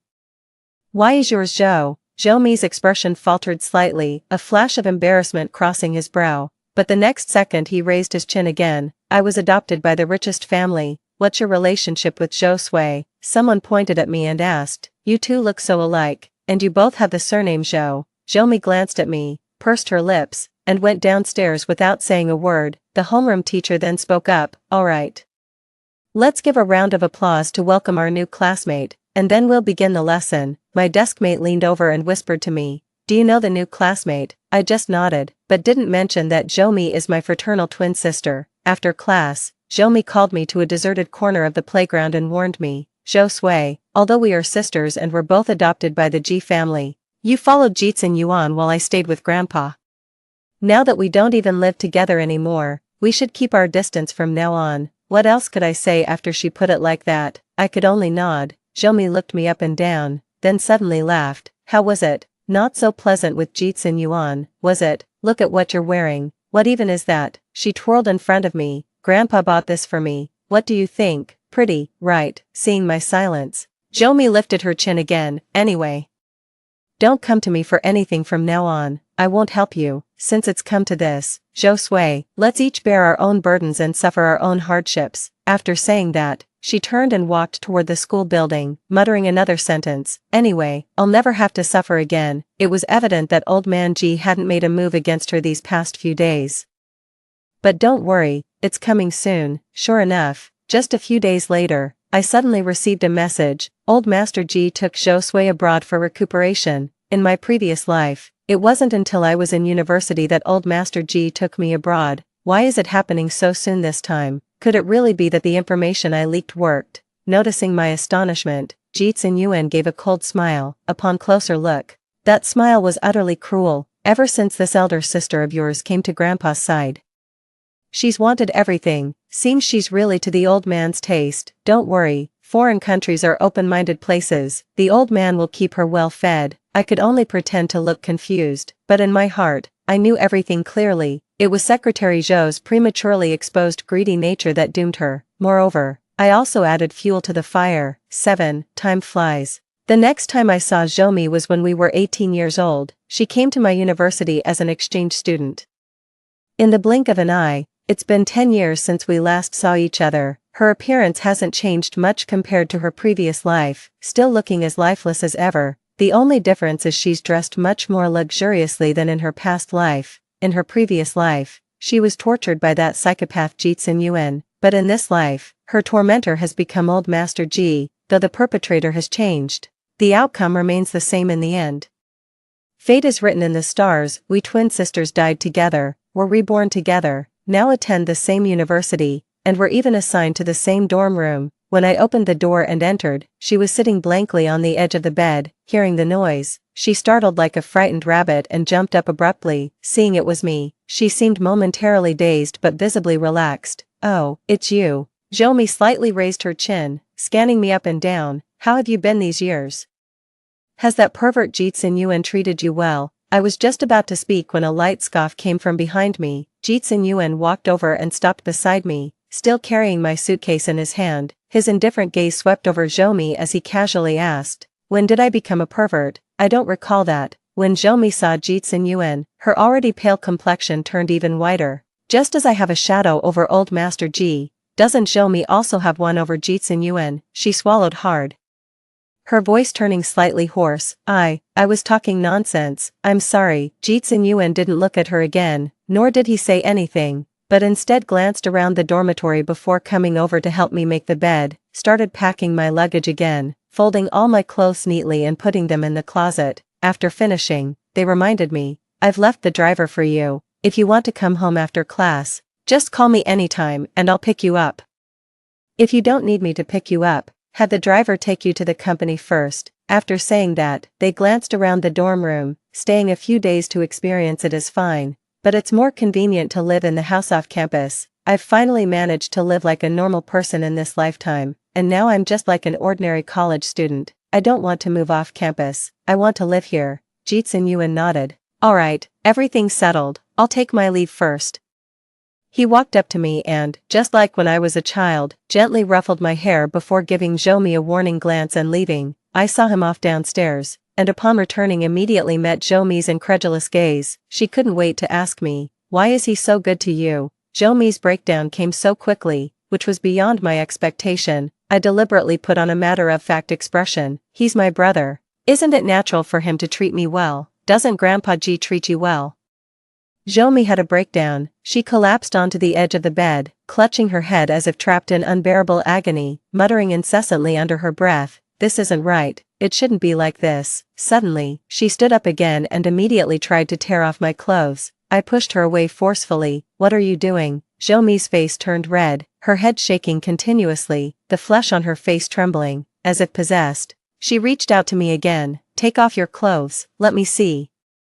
"Show me, I want to see." She was genuinely shocked. Worse than I was in my past life. Old Man Ji certainly didn't let me down. 8. I shoved Zhou away again, then swung my hand and slapped her hard across the face. "Are you awake now?" Zhou stood frozen in place, as if someone had flipped his off switch. I rushed up and grabbed her arm, feigning concern. Sister, what's wrong with you? Don't scare me like this." Zhou pushed me away forcefully, glaring at me with resentment, tears of unwillingness streaming from her eyes. Why does everyone treat you so well?" "Old Master Ji does, and Ji Tsin-Yuan too. Just why do they treat me like this? Why?" "Oh, my dear sister, how could you possibly know? In my past life, I suffered greatly under Old Man Ji's torment. If you hadn't burned me to death, I would have continued living in that earthly hell, never knowing when I could have saved myself. Actually, in that past life, I did think about saving myself, calling the police or running away. Once I grew up, I could have done any of those things, but that damned pervert old man G seemed to see right through my thoughts. Don't even think about escaping or getting help from the police, even if you don't consider whether your little arms could win against my strong legs. You should at least think about your own sister. Every move you make is under my watchful eye. Don't act recklessly, or it won't just be your life at stake. I'll make sure your sister joins you in the grave. Little Sway Sway, stay obediently by Grandpa's side and keep him company. Everything Grandpa has will be yours in the future. Hasn't Grandpa been good to you? I lived under his oppression and psychological manipulation for a long time, and in the end, I simply gave in. Yet this very sister I wanted to protect ended up burning me to death out of jealousy. My past life was truly a joke. And isn't Xiaomi in this life just the same? I looked at her indifferently, sneering silently. Sister, did Grandpa abuse you? What exactly did he do to you? Xiaomi wiped away her tears in one swift motion, then suddenly smiled at me again. I'm fine, really, I'm doing great. I've just been under a lot of pressure lately. You probably didn't know, but I'm going to be a big star. I nodded. Congratulations to you then. The entertainment industry, that place with no moral bottom line, is certainly no good destination. Moreover, since it was old man G who sent her there, what would happen was already self-evident. Xiaomi smugly raised her chin. Once I become a big star, everything will fall into place. If anyone bullies me again, my fans won't stand for it. As if sensing that a bright future was within reach, the flesh on Xiaomi's face began to tremble again. This time, I'm trembling with excitement. 9. Although it's already autumn, the weather is still very hot. In the morning, I looked at Xiaomi's long-sleeved pajamas and deliberately asked,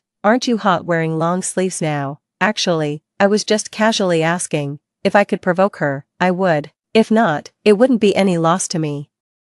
But these words genuinely provoked Xiaomi. I'll wear whatever I like. What's it to you? I pretended to be angry. I was just showing concern. Why are you snapping at me? I got out of bed to wash up in the bathroom. Xiaomi's voice suddenly sounded behind me again. Zhou Sui, you're not doing well either, are you? I paused mid-step, turned to look at her, and pretended not to hear clearly. What did you say? Stop pretending. Xiaomi sneered coldly. Ji Qingyuan is the best at acting. And now even you've become so good at it. Her gaze fell on my legs as she laughed. I advise you to make good use of your legs while you can still run and jump. Don't wait until you can't use them anymore to regret it. She must be talking about her past life self. I glanced down at my legs, muttered, "Don't talk nonsense," and entered the bathroom. Of course, Secretary Zhou wasn't spouting nonsense. She was just waiting for the day Ji Qingyuan would break my legs so she could laugh at my misfortune. But soon enough, my chance for retaliation came. 10. And I didn't have to wait long for this opportunity. After the military training ended, Ji Yuan came to pick me up at school. Grandfather said he wants us both to go back to the old house for a meal. Ji Yuan spoke calmly, his hands on the steering wheel and eyes fixed ahead, his tone devoid of fluctuation. I was going to see that person again. I glanced out the window and merely responded with a faint Ji Yuan seemed to glance at me sideways. Nervous? Or is it because you don't want to see Grandpa?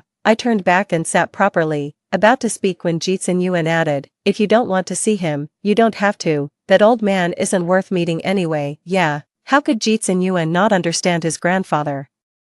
Although I haven't seen my grandfather in 10 years, but since he's your grandfather, he's my grandfather too. Let's meet him, I added after speaking. It's not like we'll see him every day. Ji Yuan, they say the wicked live 1,000 years, and it's true. Old man Ji is over 80 this year. And apart from some heart issues, he's quite healthy otherwise. Even the heart problem isn't a big deal for him. He's rich, and a single dose of special medicine can cost millions. Seems the money isn't wasted. Perhaps old man G has truly found the secret to immortality. I scoffed inwardly but put on an obedient expression, following Ji Qingyuan inside. Grandfather. Ji Qingyuan greeted in a flat, emotionless voice. I bowed slightly and said, "Hello, Grandfather." Old Master G now held a cane in his hand. After looking me up and down, he burst into laughter. That look was all too familiar to me. Like a toad sticking out its tongue and licking all over me, it was truly disgusting. Ji Yuan took a couple of steps toward me, effectively blocking Old Master G's gaze from falling on me. Old Master G withdrew his gaze, nodded, and handed me a red envelope. Sway Sway, these past few years, Grandpa has been abroad and hasn't seen you or given you any gifts. I've neglected you. This is Grandpa's little token of affection. Take it. Don't say Grandpa favors your sister over you. The sight of old man G's outstretched hand made me nauseous, and I hesitated to take it. Secretary Zhou came downstairs, still dressed in long sleeves and pants. Just accept the red envelope Grandpa gave you. You shouldn't reject an elder's kindness, that's immature. She walked over and urged me again, hurry up and take it. Whatever, who'd refuse free money? Am I an idiot? Just as I was about to reach out, a large hand snatched the red envelope from old man G's grasp first. He opened it, took out a bank card, and chuckled lightly. Seems like quite a sum, Grandpa. I'll accept this on Sue's behalf. After speaking, he reminded me, Sui, don't forget to thank Grandpa. I quickly nodded. Thank you, Grandpa. Old Master G gave a hum. After all, you weren't raised by my side, so you're distant with me. Unlike your sister. He patted the spot beside him. Xiaomi, come sit next to Grandpa. Zhou hesitated for just a second before sitting down beside him.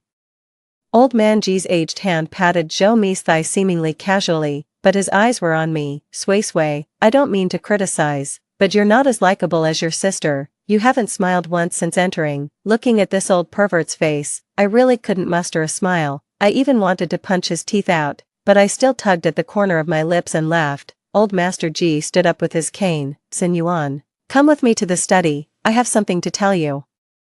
Ji Xinyuan said something to me before helping Old Master G upstairs. 11. Zhou stared coldly at the two figures' backs and, while they weren't looking, brushed her thigh as if wiping off something dirty. Then she took my hand again. Sui, it's been so many years since we last met as sisters, why don't you stay tonight? I sneered inwardly. With acting skills like these, she still wants to break into the entertainment industry. The way she treated me at school before. And now suddenly changing her attitude, what else could it be if not a guilty conscience? I glanced upstairs. I don't know, I'll have to ask my brother. I can only stay if he agrees. I said it on purpose, and Zhou actually believed it. I knew it. What did you say? I asked. Zhou raised his eyebrows smugly. Nothing much. I'll go upstairs first to prepare your room. I followed him upstairs. When we reached the study door, I stopped and heard Old Master G's low growl from inside. Bastard. Bastard, now even you won't listen to me. Ji Xinyuan's cold voice followed immediately. Grandfather, you're at this age now. You've experienced all there is to enjoy. It's time to step back and cultivate your character. Old Master G's cane struck the ground with a dull thud. You must deliver that Zhou Sui to me tonight. My body stiffened, as if all my blood had reversed its flow, my hands clenching tightly. So Secretary Zhou had this scheme in mind too, but in the end, I was just angry and no longer afraid. All these years by Ji Xinyuan's side, I'd done my fair share of brainwashing him. I've also frequently reminded him, both overtly and covertly, to seize control of the Ji family's power so he wouldn't have to be at the mercy of Old Master G. Oh right, this lifetime's early overseas trip by Old Master G was also my doing.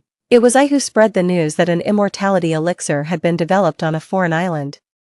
Moreover, Old Master G was already aware of that island, so he naturally believed it without doubt. The study suddenly fell silent. Suddenly, Old Master G's terrified voice rang out. You, what are you trying to do? Ji Xinyuan, are you daring to lay hands on me? I am your grandfather. Ji Xinyuan's smile was icy cold, his voice seeming to emanate from the depths of hell, carrying bone-chilling indifference. Grandfather, you're getting old, as I've said. It's time for you to cultivate moral character and nourish your nature. Normally I don't care how you play around outside, and that Zhou has nothing to do with me. You can do whatever you want with him, but Zhou Sui is my bottom line. Consider this a warning, don't touch her. Old man G's aged voice trembled. You, what do you want? What can you possibly do to me? Heh, Ji Xinyuan let out an almost inaudible chuckle. I can't do much to you either. But you're old, suddenly dying would be quite normal, don't you think? Ji Xinyuan, what are you doing? Old man G let out a pained cry. Just joking, don't take it seriously. Ji Xinyuan laughed lazily. I only heard this much before turning around and going downstairs. Soon Zhou came down too, excitedly telling me, I've already prepared the room for you. Sui, you must stay tonight. She won't be staying. Ji Xinyuan's unhurried voice came from above. Zhou's body stiffened.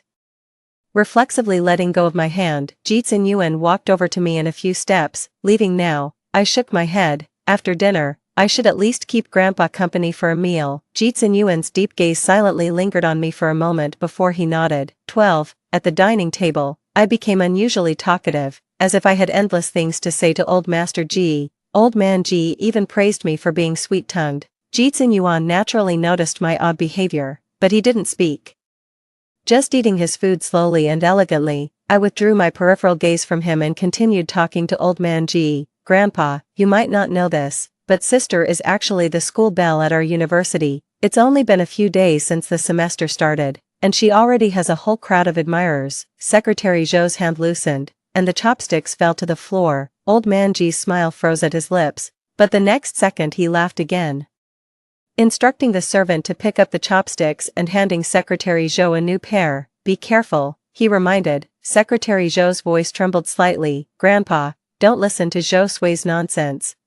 No boys are chasing me. How could there not be? I saw it myself. I chuckled. Are you shy in front of Grandpa? Sis, you're already 18, you can date now. Grandpa wouldn't stop you from having a relationship, would he? Zhoumi lowered her head to eat and softly commanded, shut up. As if suddenly remembering something, she raised her head again to look at Jitsun Yuan. Little sister has many admirers at school too. Brother, doesn't that bother you? Jitsun Yuan turned his head to look at me, then reached out to pat my head again. Your top priority now is studying. We'll talk after you graduate from university. I nodded. A trace of unwillingness flashed in Zhoumi's eyes, but when meeting Jitsun Yuan's gaze, her face paled and she quickly lowered her head. Her hand.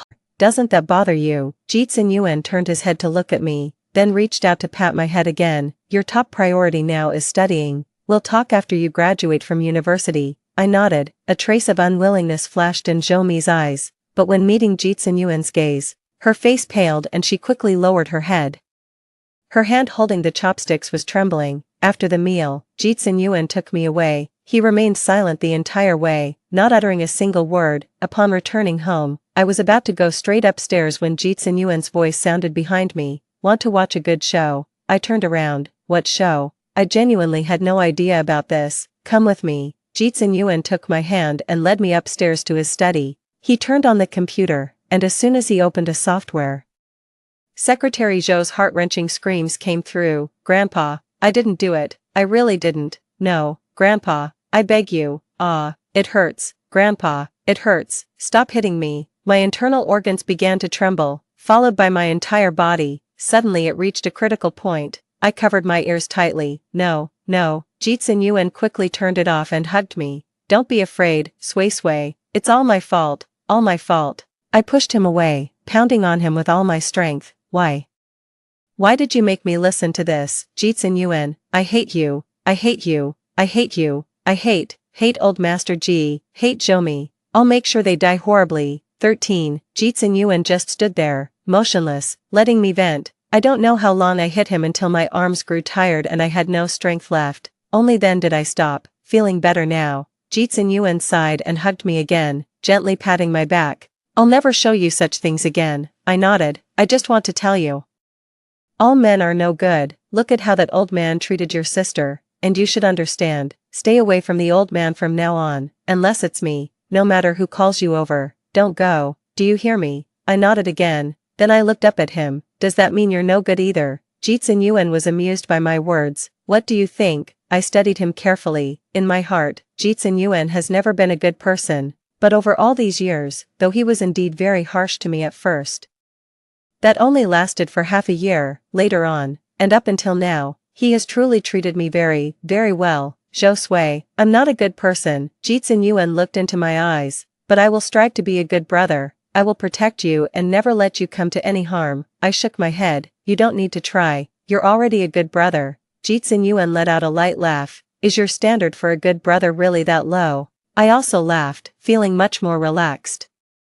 Then hold yourself to higher standards. Jitsun Yuan pulled me out of the study. Stay away from that sister of yours too. I'll talk to your school about transferring her to another dorm. No. I grabbed Jitsun Yuan's hand and stopped. Jitsun Yuan turned around. Don't tell me you didn't notice tonight. She wanted to hand you over to that old bastard to be tortured, and you still consider her your sister. No, ever since I was 8. I haven't had a sister. Now, I only have you.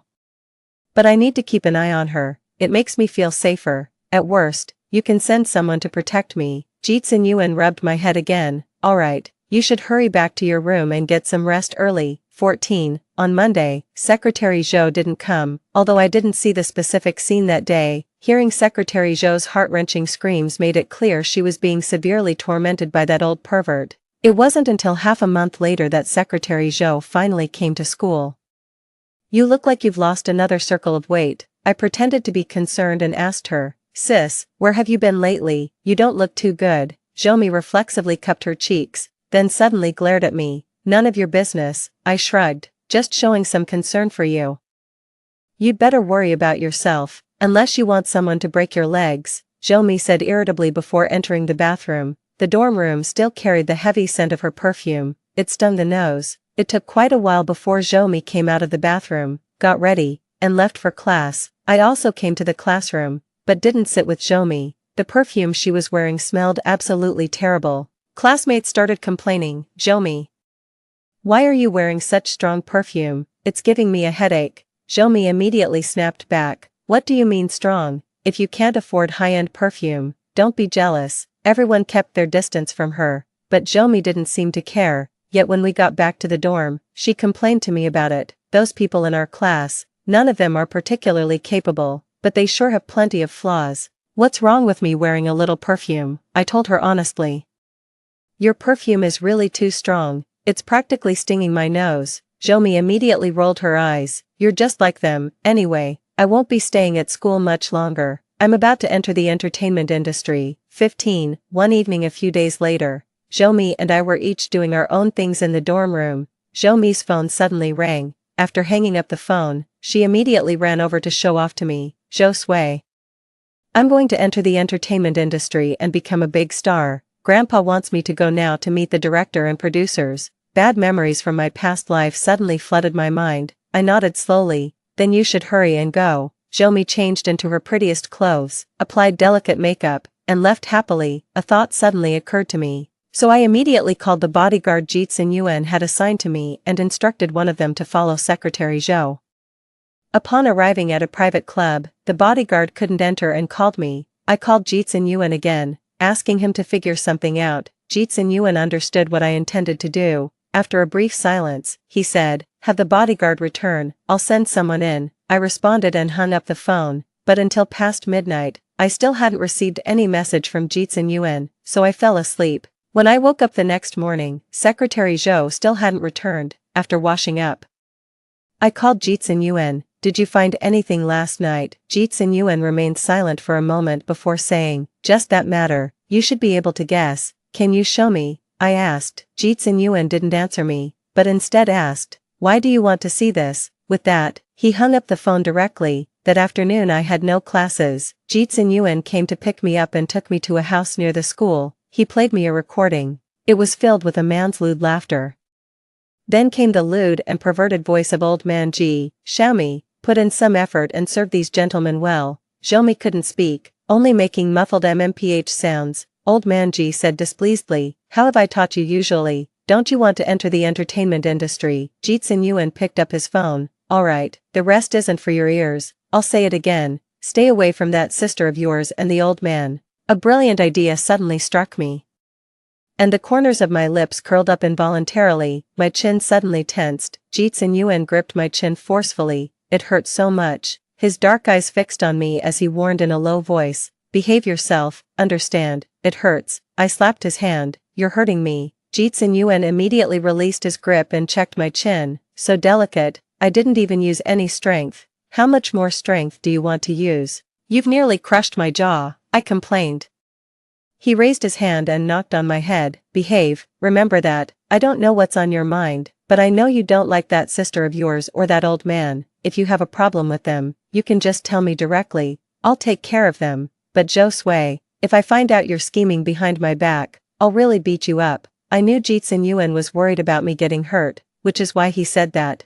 I stepped forward and wrapped my arms around his neck. "Brother, you're the best." Jitsu Yuan silently looked at me for a while, then sighed. "It's because of you calling me brother that I feel like my whole life is tied up in this." "Not worth it." I nodded and let go of him. "Fine, then you don't have to have me as your little sister. Don't talk nonsense." Jitsu Yuan's voice lowered slightly. He didn't like hearing that. 16. This time, Zhou quickly returned to school. In the dormitory, she excitedly told me, "I'm about to start filming soon. The script is finalized. And once the crew is assembled, we'll begin shooting immediately. Congratulations, Zhou snorted proudly and went back into the bathroom. The scent of her perfume is getting stronger and stronger. Is it meant to mask the old man's smell from Grandpa G? Before the project started, Secretary Zhou was still attending classes normally, but these past few days, she's clearly been much more active than before, telling everyone she's about to join a film crew. Some classmates engage with her, while others naturally feel envious. The moment I entered the classroom, I saw a crowd surrounding Zhou. Can you take me along? I don't ask for much, just being an extra would be fine. My lines are pretty good, can you give me a couple of lines? Zhou was thoroughly enjoying this feeling of being the center of attention. Suddenly, someone shouted, "Ah, what's that awful smell? Did someone poop? How disgusting."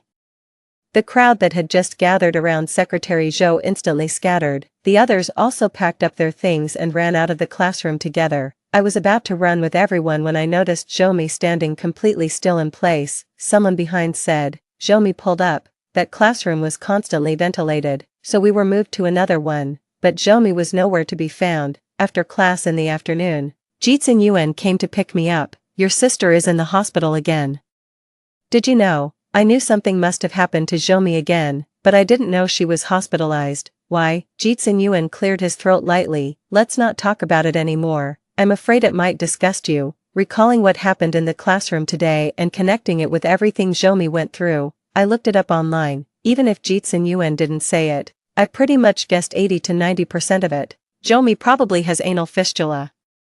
And her sphincter muscles can't function properly, which is why she suffers from incontinence. No wonder she always wears such strong perfume. It was to mask the smell, but obviously, this smell couldn't be concealed. After some thought, I asked Jitsun Yuan to take me to the hospital. He remained silent for a while, but still took me there. I entered Zhou's hospital room while he and the bodyguard stood guard outside.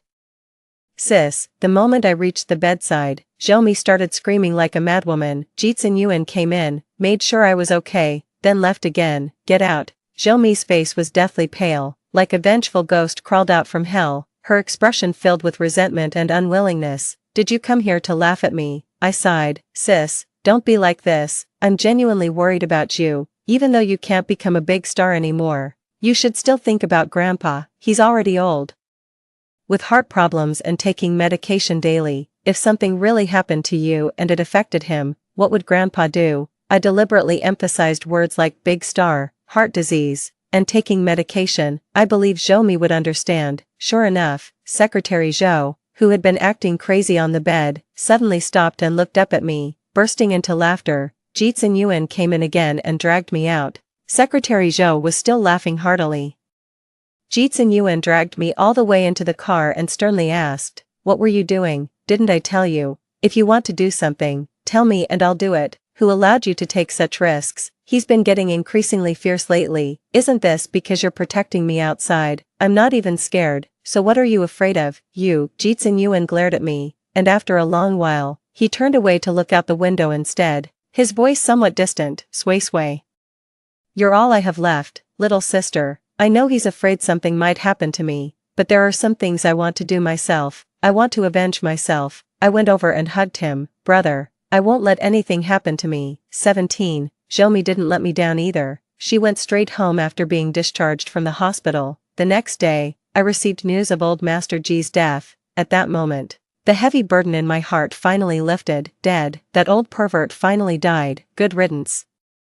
I didn't need anyone to tell me. I already knew. Old man G died of a heart attack. His heart couldn't bear that death-like ecstasy, and with no medicine left, he just stopped breathing. After old Master G's funeral, Secretary Zhou rushed to the company, demanding to convene a shareholders meeting. All the shareholders attended. As a shareholder myself, I naturally had to be present. Zhou looked at me in surprise. What are you doing here? I smiled slightly. I'm a shareholder. Jitsun Yuan passed between Zhou and me, pulling me inside. Zhou walked to the front. Grandfather has passed away. He previously said that after his death, everything would be left to me, so from now on, I am the chairman of this company. Hearing this, the shareholders looked at each other and burst into laughter. Young lady, we're attending this meeting out of respect for you, but you can't just mess with us like this. Zhou grew anxious. Who's messing with you? Grandpa left a will.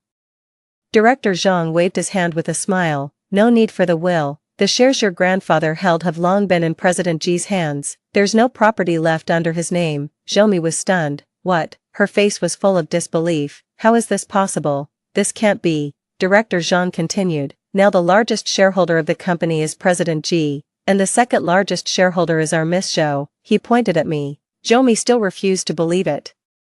This can't be possible. She suddenly went mad, pointing at me with a shrill, piercing voice. Zhou Sui, why aren't your legs crippled yet? Jitsun Yuan, hurry up and cripple her legs. Do it now. Jitsun Yuan gave Zhoumi a cold glance and had someone throw her out. This shareholders meeting is a complete joke. I walked out together with Jitsun Yuan. There's surveillance in the old man's bedroom. Secretary Zhou deliberately took his medicine. Premeditated murder. I've called the police. He thought of something and chuckled faintly. Guess you can't take the civil service exam now, can you? Suddenly, a piercing engine roar sounded. Both Jitsun Yuan and I turned to look. Zhoumi was in the car, stomping on the accelerator, madly driving towards Jitsun Yuan and me. That ferocious face resembled an azure from hell. Her lips seemed to scream. Drop dead. Everything happened in an instant. Before I could even react, Jitsun Yuan forcefully pushed me aside, then with a bang, Jitsun Yuan was sent flying. Zhoumi's car crashed into the large pillar at the company entrance, died on the spot. 18. 2 days later, Jitsun Yuan finally woke up. The way he looked at me seemed like he had become a different person. Just as I was about to call out, he stopped me. He asked me a thought-provoking question. Did I make the right choice in this lifetime? My body suddenly froze. You. Jitsun Yuan has awakened memories from his past life. You already knew.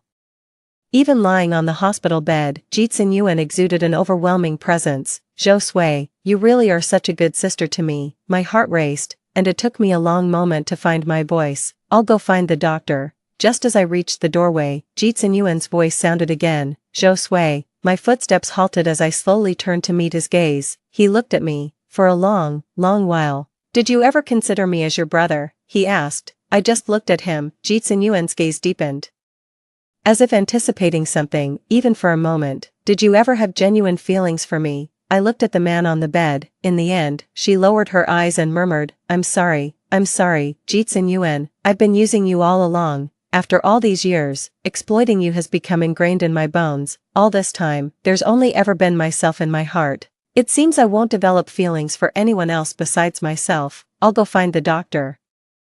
The doctor told me that Jitsun Yuan is no longer in life-threatening danger, but still needs to remain hospitalized for observation. I nodded. Then I'll go home to get some things for him. After packing up Jitsun Yuan's personal belongings, I returned to the hospital, but Jitsun Yuan's hospital bed was empty. My heart sank, feeling hollow as well. A nurse's sigh came from behind. There was no life-threatening danger anymore. How could he suddenly pass away? I stood frozen in place, as if the entire world had lost connection with me in that instant. I don't know how long it had been, so long it felt like a century had passed. Suddenly, a familiar voice came from behind me. Zhou Sui. My body stiffened as I slowly turned around. Jitsun Yuan came into view, leaning on a crutch and wearing a hospital gown. But why couldn't I see his face clearly? Why are you crying? He asked. I touched my cheek. It was wet. So I was crying after all. My throat felt both sour and burning. I opened my mouth, but it took a long moment before any sound came out. I thought you were dead. Jitsun Yuan chuckled lightly. Wouldn't that be better? Tears completely overflowed at this moment. I could feel my lips trembling violently. My voice also choked with sobs. No, that way, I wouldn't have a brother anymore. It's been 10 years. From now on, I'll cherish you as if you were my own grandfather. Yet Jitsun Yuan gradually permeated